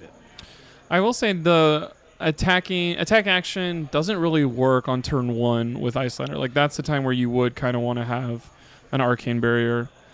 If like every other game, he'll play Ether Ice Vein turn 1, but no, I don't think he's got it. The other thing that I did not pay attention to until I looked over here, because I had not seen this in a while, there's a Shock Charmers from a Briar. Ooh. So which one of these on-hit effects that I'm going to Shock Charmer a couple times, which one of those are going to be the worst possible thing for my opponent and have them be confused and like, what is going on here? Is Force of Nature an on damage? There's something with Force of Nature that you is Shock not Charmers and draw a that bunch of cards? Shock Charmers maybe doesn't do that exactly, but there is something like that of when it hits you one time, you're like, what does this do? The other thing is Anthony is not, he knows exactly what Briar does. He spent more times with Briar than 87% of the people that play this game in our neighborhood. Yeah. So he's not going to be too surprised about what Shock Charmers does. All right. So plays out this round's on me, draws the extra card, and then gets the wounded or the Findel's Fighting Spirit, pushing him up. He just gained a life. He just gained a life and demanded a bunch of cards, and also slightly nerfed Angel's first turn. So saw that Gorgonian Tome we were just talking about. It's literally only for Spell Void. Well, Updog, thank you. If they do a bunch of damage, I don't know if I'll be like, oh, cool. Watch, he's going to win the game with it. Yeah, here we go. Updog, you cursed, Anthony. It's all your fault. Brain Freeze coming in hot. Fused with the Frost Hex. He's going to take a banish card. One of these cards. Like, what do you think about this card? It's gone. Yeah, I don't want you to have that one. Let's put that one back on top of your deck. Dennis the Tall leering over the final table to get a good peek, even though he could just watch on his phone. He's here in person to see the live action. Shout out to Dennis. Came in, subbed in for some streaming today. Nice to have you here. So we got a card from Gorganian. So we're back up to 3 because Brain Freeze got rid of one, but still 3. 3. Gorgonian Tome just brings the card back into hand. I always get confused when people put their deck and equipment on a different side than I'm used to, and my brain gets confused which way they're going. That's partly how Angel is beating all his opponents, I would assume. Is Yeah, they're just like, where are those cards going? I looked over at his equipment. There was none there, but there was a whole deck. So I thought he just didn't have any equipment. And I went in for it. And then, I was just so confused. I didn't want to say anything. I was embarrassed.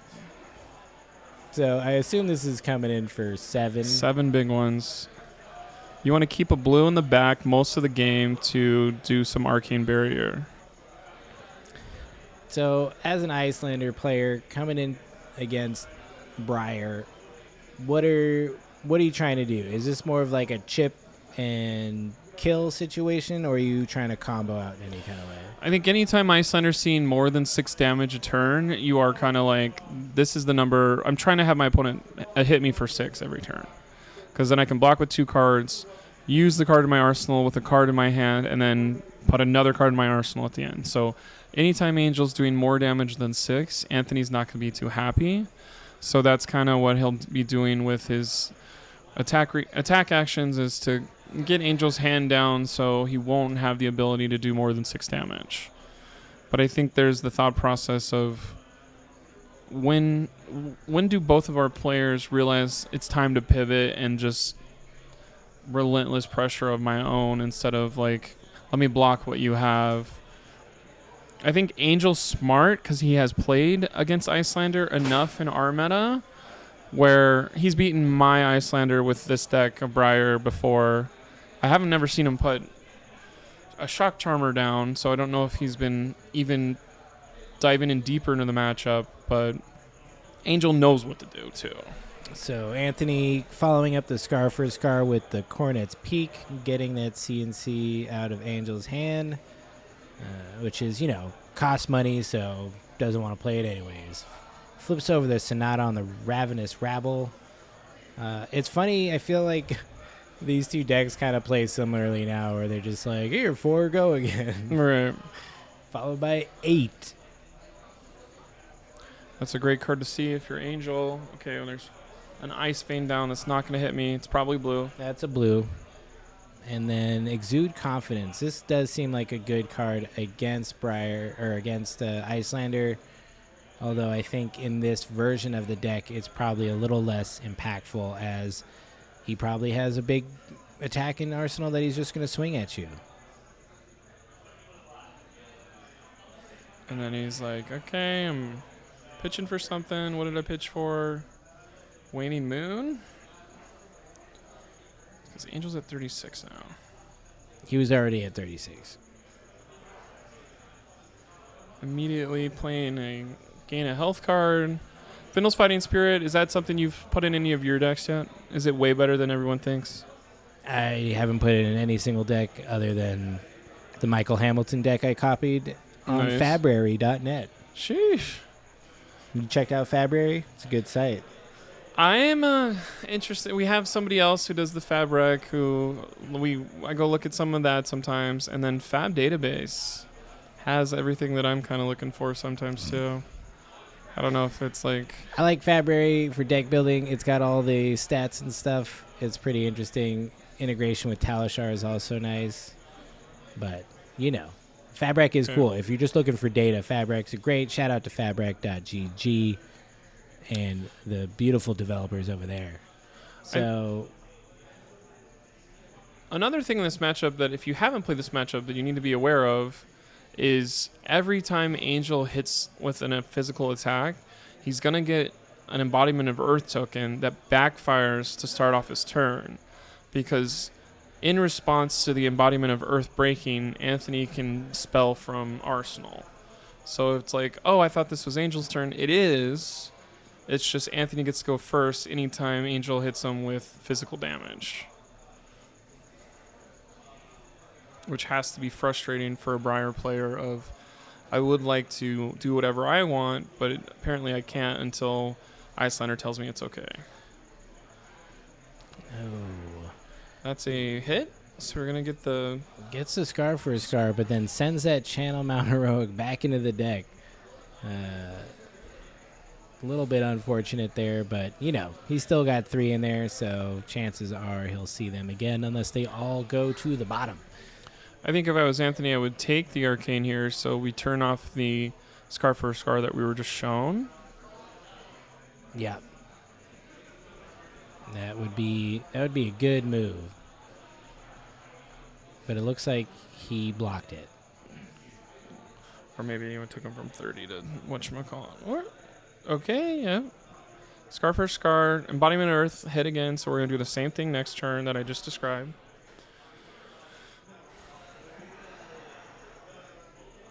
Ravenous Rabble for 4 more. I would Arsenal this. Oh, no. 2 and 2 blade, come on. I forgot that we did the Sonata. Good value there. Angel looking in a much better position this time around than his first game, for sure.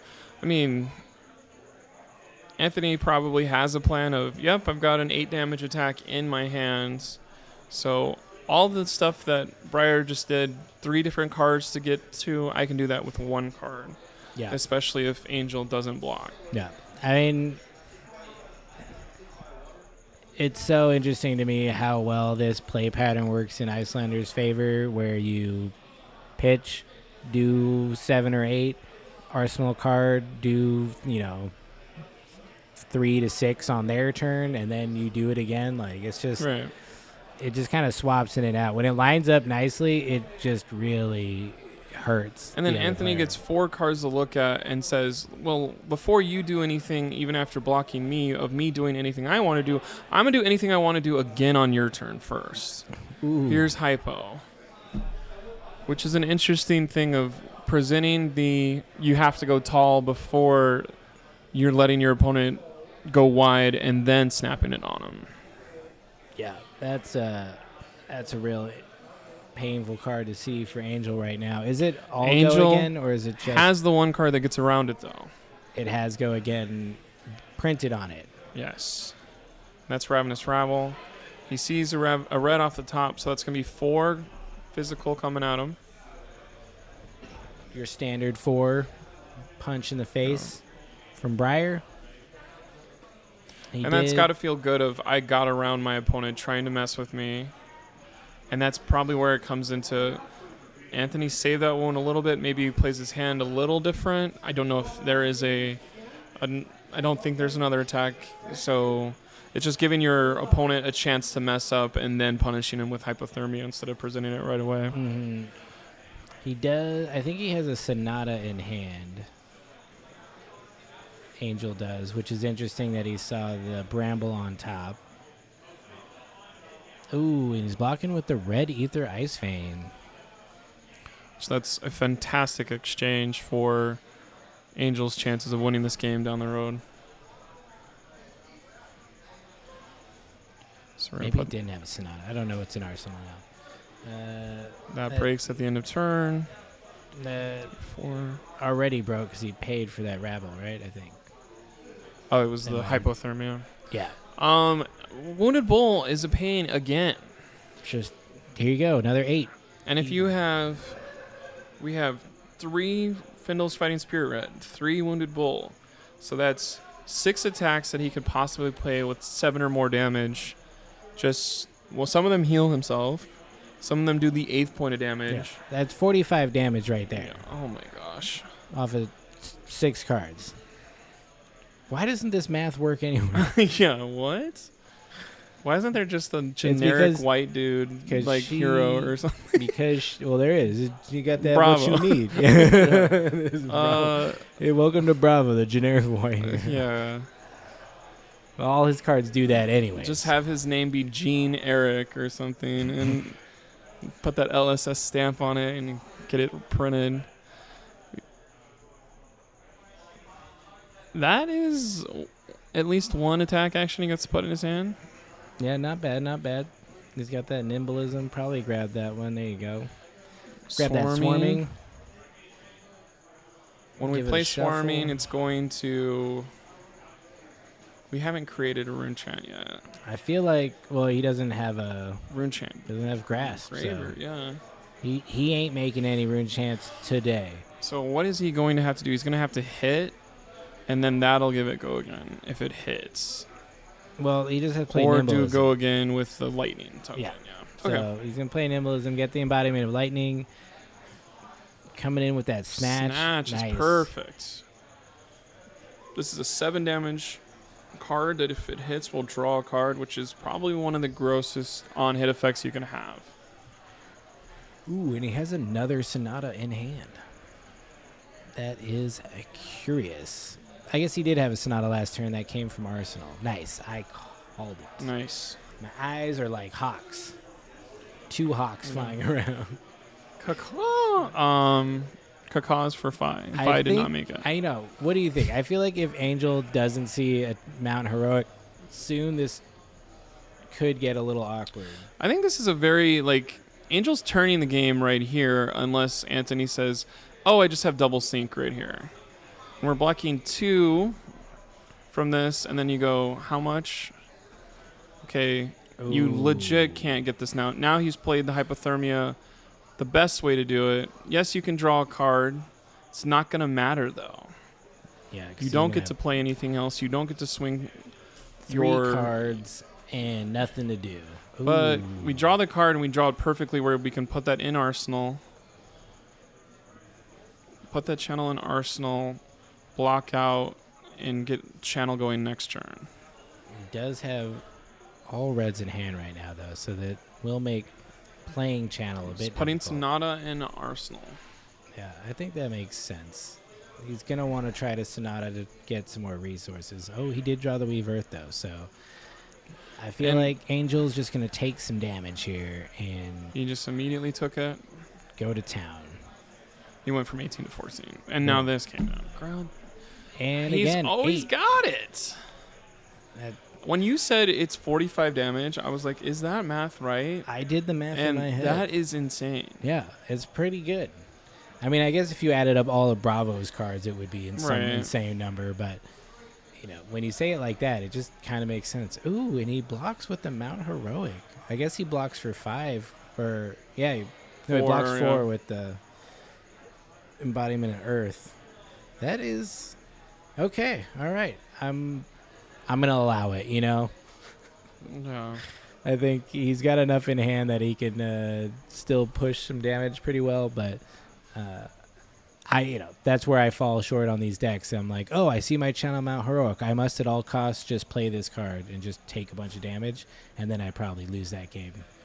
And what's crazy is this, I just said, Angel looks like he's really going to turn it around. And then Anthony just said, Scar for Scar plus 8 more, so 12 from a wizard where you're like, yeah, I have to give you cards. And now my opponent is going to do another spell thing from Arsenal and mess my turn up. And I think that's a red Aether Ice Vein, so it's like, all right, that number is not too far away to be killed from here. Maybe this is what Anthony's been doing all day long. He lost in the mirror match to John Zapata. Is that what happened? If he's the 2 and John's the 1, that's kind of how that works. Yeah. So if you want to beat this deck and Anthony, you need to bring this deck and be a better player. In the moment, at least. I don't know if you can be better than Anthony all day long. He's just a great guy. A couple of upstanding gentlemen right here. Let's see. 2 plus 3 is 5 arcane coming after doing 12 physical. So if you're paying attention at home, 12 physical plus 5 arcane is 17 damage presented to Angel before Angel got to present something back. And that is something that, I had a really good turn. It's like you're having 2 really good half turns. Does he have an Aether Ice Vein in hand, too? Yes.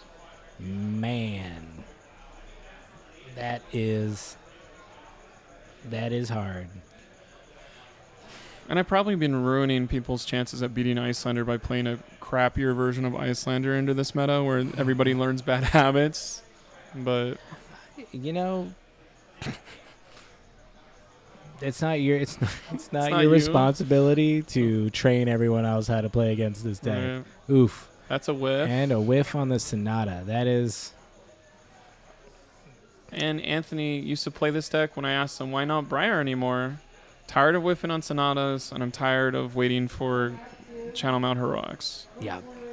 Honestly, that's the main reason I haven't played this deck is because that's what it seemed like you do. You wait for Channel Mount Heroic, and you can beat anybody or you can lose to anybody without trying. 100%. But been working out well for Angel today. We'll see if he can carry it through to the end of this one, the final of SoCalling 3. Briar He's like, versus before you put Icelander. that card down, let me see if I want to respond to this. As soon as Icelander gets a random spell that takes if Icelander could play Fog down at instant speed, sheesh, this game would be over and done with. Fog down, the delicious yellow non-attack action that costs 3 and says you can't play more than 1 non-attack action. All non-attack actions lose, go again. Oh, they lose, go again. No. So almost the same thing. Right. So Anthony thinking about if he wants to respond. There's 1 card left in Angel's hand. Could it be a blue? It's probably a red attack. Yeah, he showed it up to Anthony already. He knows it's the swarming because he went so fast, and he was like, well, let me respond real quick. Oh, that's unfortunate. Yeah, you definitely got to give time, but lucky for him, that's a blue Ether Ice Vein, so Anthony's not trying to kill him just yet. That's interesting. Soon. This lake is going to go into the arsenal, so it's not a spell that can kill. And I think the math, I've never done this math because Spell Void 2 is something I'm not aware of what exactly that means. Yes, I know what it means, but getting to be able to be like, no, take 2 off of it is pretty good. Yeah, at any time, that makes a lot of sense. And then swing 2+2 with our Tunic. And now, did he do that to go behind on life to do some random one of his...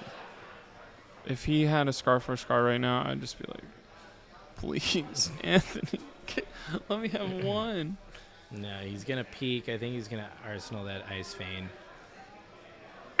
If he pitches this Lake Frigid, yeah. So he'll take the Ice Vein to... I think it's a blue. Is it a blue? There's an Ice Vein in his hand? I think it's an Ice Vein, yeah. He's like, I'm going to vaguely show myself and nobody else, but... So Anthony in a pretty good position. It's always interesting against Icelander. You can be neck and neck and actually be at a huge disadvantage. Cold Snap from Taylor. Allegedly. Well, I'm going to dump my we'll Scar for just have Scar. to find out. Cold Snap. Cold Snap question mark. Okay, now you get to respond first. Embodiment breaks. This is so brutal. Wasn't there a matchup recently? Oh, it is a Cold Snap. All right. I feel like there was a tournament recently where it seemed like someone stopped making embodiment tokens. They were conveniently forgetting and then saying, oh yeah, I forgot how that works, even though I'm playing at a world-class level and spending cold hard cash to go to these event centers. All right. My mistake. All right, so E-Strike, does he have any cards left? I'm guessing not. Oof. But that's where Spell Void is very strong. Just cover. You have to kill me before the end of the turn, and Spell Void can help me get to the end of the turn. Yeah. And 7 is not easy to get if you don't have a blue card in Arsenal that you can play at instant. Waning Moon. He uses floating to block 2 of the 3. He's taking 1 to go to 6. Now he has an Ether Ice Vein in hand. So this is coming in for 7.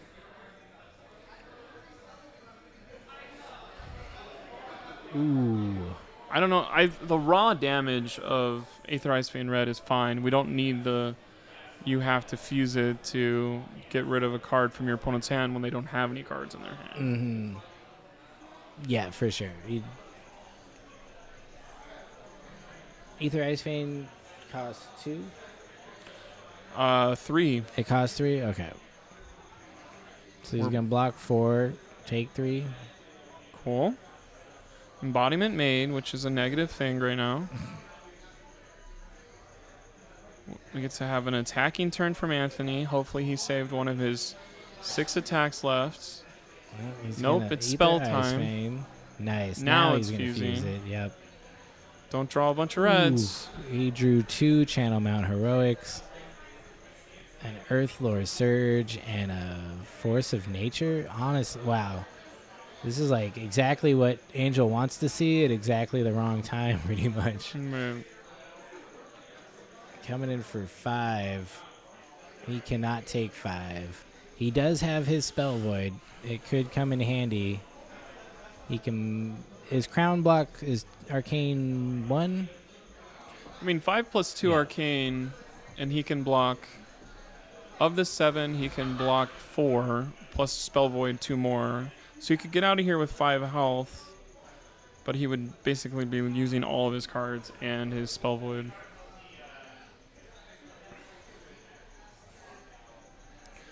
It's one of those things, like, once you see this in action, it's like, I just got to go home and build a Michael Hamilton Icelander deck and just turn my brain off and be part of the problem and just have someone else solve it and then take the deck that solves it and then play that. You know, to be fair, I don't think you have to turn your brain off. I think you have to play it really well. Yeah. I think you're just mad because it's a really cool so deck good. and it's really good. And I agree. I'm someone who appreciates the flavor of a deck, and it doesn't seem like Icelander wants to be, this battle magey character, but that's what works better. Yeah, she's got sandals. I'm curious, if this similarly could work in Kano. Probably not, because he has even less health. But if it works for her, why wouldn't it work for him? Because he can't play instants for free on their other turn. This is a 3 damage spell. You can block 2 of it. Waning Moon, dead unless you pitch another card. Oof. I think this might spell... Yeah. This is the beginning of the beginning of the beginning of the end. I say that word very quickly of turn your brain off. I know this is hard to figure out the exact order of what to do, and it's just hitting for 8 and then following it up with a spell is so much damage before your opponent can touch it. And that's a win for Anthony. He did it. Winning SoCalling 3. Brute Squad. Like a champ. I mean, honestly, full Brute Squad. Angel, Anthony, both Brute players, but they forsaken their deck. Forsaken their sacred savage lands and Demonastery. No, wait, she's from the Demonastery? I forget where Levia's from. She's from somewhere nasty, but great game. Look at that. Money getting handed out because this was a 1K $400 for first place. Very, very well played, everybody. $200 for second. You can get dinner from either of these people pretty easily. Are they buying us dinner? Nice. Thanks, guys. Thanks. Sheesh. So, what are you going to do with your money? You're going to Disneyland, he says, maybe. We'll see. Wait, how many interviews did we have today? Just one? And we interviewed Anthony, and now we're going to interview Anthony? Classic. Well, what's crazy about SoCalling is we're so good at this, right? You know what? You're gonna interview him this time. Okay, all right. Because I did it last time. I'll try to think off the fly. Do some of my improv stuff. Maybe ask him why he didn't play a better Icelander deck that had more spells in it. Yeah, why not get some flavor in your deck? I will be back with Anthony very soon. We're gonna present him a SoCalling trophy. He's gonna be like, "Thank you so much." I don't think he's playing in Worlds, though. I think he's going to Worlds and maybe playing in the call-in, but he's not playing in the Worlds. We'll ask him about that. Not about the decision of that, but just an interesting thought process there. We are going to do our say goodbye after Anthony. So after Anthony goes, don't go away completely. Once again, I think he said he was going to take a shot out of this. he did say he would take a shot out of that. He just needs the Malort. Who has Malort in their car? If you said yes to that, what? get help. Malort is that nasty stuff from Chicago. What? Speaking of nasty stuff from Chicago, there will be an Arcane Game and Events Open Series starting in January. To our sponsor, Arcane Games and Events. They are starting a new independent Flesh and Blood tournament circuit starting January 2023. What is a circuit, Blake? Have you ever played Mario Kart? It's like when you, of course I played Mario Kart. When you win a race, you get some points, but there's another race next time, and after a couple of races, whoever has the most points gets invited to do the big thing, much like a players' championship. A players' championship, where it sounds like we might all just go hang out in the desert, play Flesh and Blood, stream games, and have a good old time. I don't have that much information. I wish we had more, but I don't know when we'll get that. Rumor has it December 5th is the time to get that information. Check out this channel here, Arcane Games and Events, for that information, including probably a website and other things. Hell yeah, brother. Hell yeah. Hell yeah, SoCalling brother. 1, 2, 3. 1, 2, 3. Do you remember the winners back to back to back? Can you do it? It was Nicholas Snyder. Nicholas Snyder, Craig Pollock. Pollock. Craig Pollock defeated by Anthony Handsome Pham. Anthony Handsome Pham. And he's Craig's coming up. here? Craig's up What here up, too. Craig? It's not your turn. You did it last time, you know? Sheesh. We'll take a quick break and we'll be right back. See you soon, guys.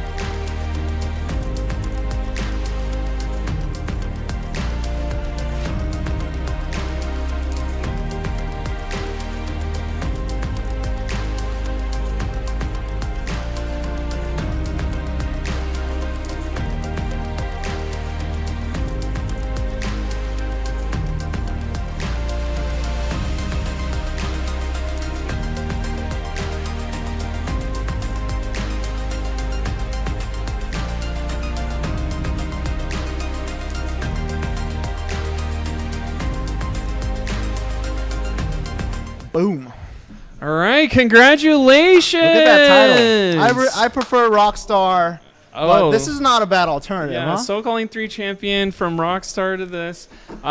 This is the trophy. This is the trophy presentation by all that's invested in us at SoCalling 3 and AGE events. Here's your trophy. Thank you. It's an optical illusion, guys. It's actually 6 feet tall. Sheesh. But it's just the camera angle. Oh, my goodness. So, 9 games, Jeez, 1 yeah, loss. Right. That's a normal Saturday for you, That's- or did it feel good today, what you were doing? 9 games of Flesh and Blood is not a normal Saturday, but I love Flesh and Blood, so it wasn't too much of a chore. Right. Yeah.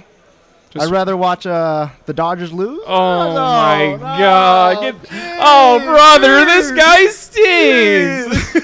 Get out of here. Well, we don't have to really hope that the Angels lose. That's the good thing about being from this side of the fence or whatever we're talking about. Uh-huh. In Flesh and Blood, we have a World Championship soon. Yes. Is this something where, I just won Pasadena World Champion. I can go to San Jose World Champion and take them out too. Yeah. Right? That's the plan? So unfortunately I don't have PTI, But didn't want to purchase one. So I am Pasadena tournament Yes, invitation. yeah. Oh. Shoot. So I did get a PTI. Just I'm sure the judges at Worlds will be Oh, my like, goodness. will appreciate this and say that I'm in there. Yeah. Thank you. But you're gonna do a calling, I am going to do the calling. Hopefully I don't have to do the battle hardening because I did well in the calling. right? Same deck list. I don't know. Why change it? You're It crushing just, people. There are some cards today that didn't feel great. But for the most part, I really like where the deck is at. I was on literally 10 p.m. last night. I was still on Exposed to the Elements, just weird stuff, cute stuff. And I sat down and I was like, let's just run what Michael Hamilton runs. Some people are smart. Let's just let throw them a be smart. I listened to the Numbers podcast. Shout out to Arsenal Pass and Michael Hamilton for that amazing math lesson. Felt like I was in kindergarten doing time tests again. Made a lot of sense.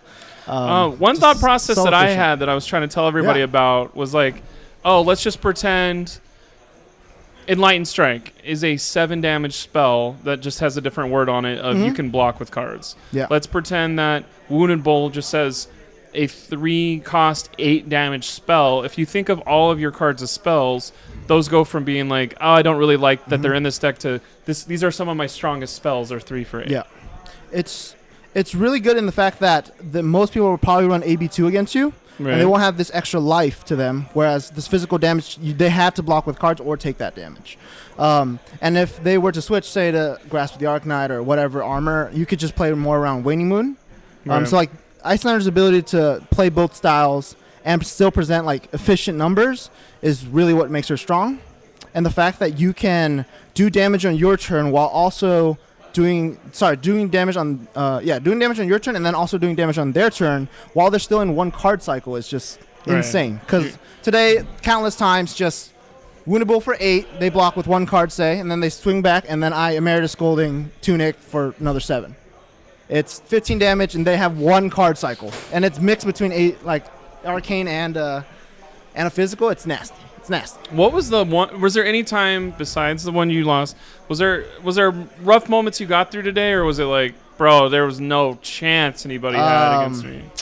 Deck felt really, really, really good. Round 1 was scary. It's against Kano. I know a lot of people say Iceland. There's so much debate about between who's better, Kano, Icelander.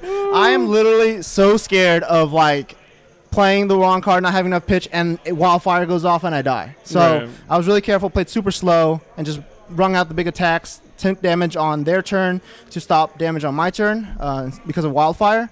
So it was really close. Another really close match was Craig.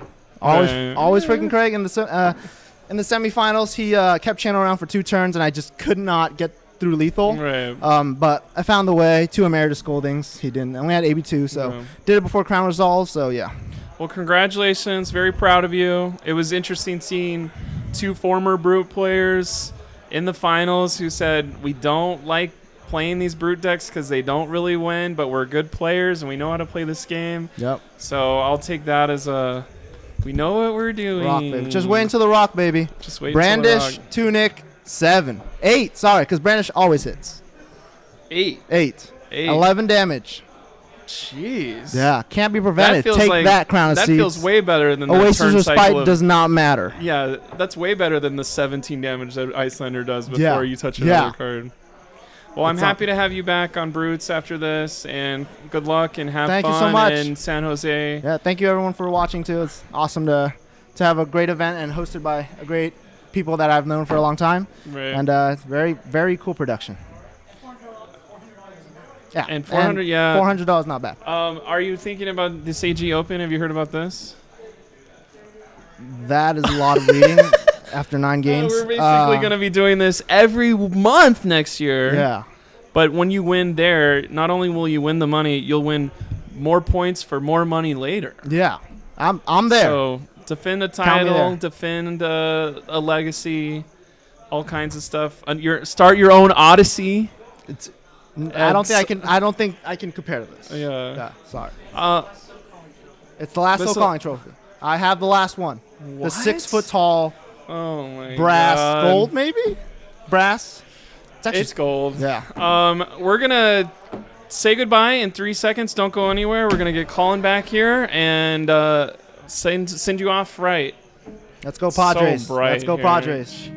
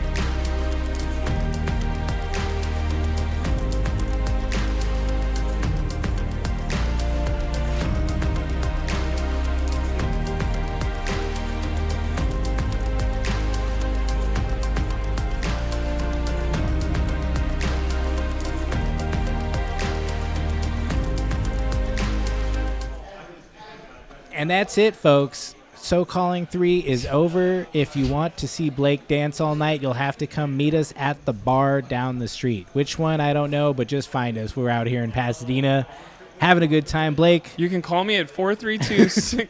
Yeah, it's going to be fun. We're going to do some stuff all night long. Karaoke's this one spot. Honestly, SoCalling 1, 2, and 3, you were part of SoCalling 1, almost won it all. I made the top 8. I think that's the last thing I top 8'd. Who's to say? You know, you top 8 everyone's heart in this stuff all the time. It's a good 1, 2, 3 thing that we all.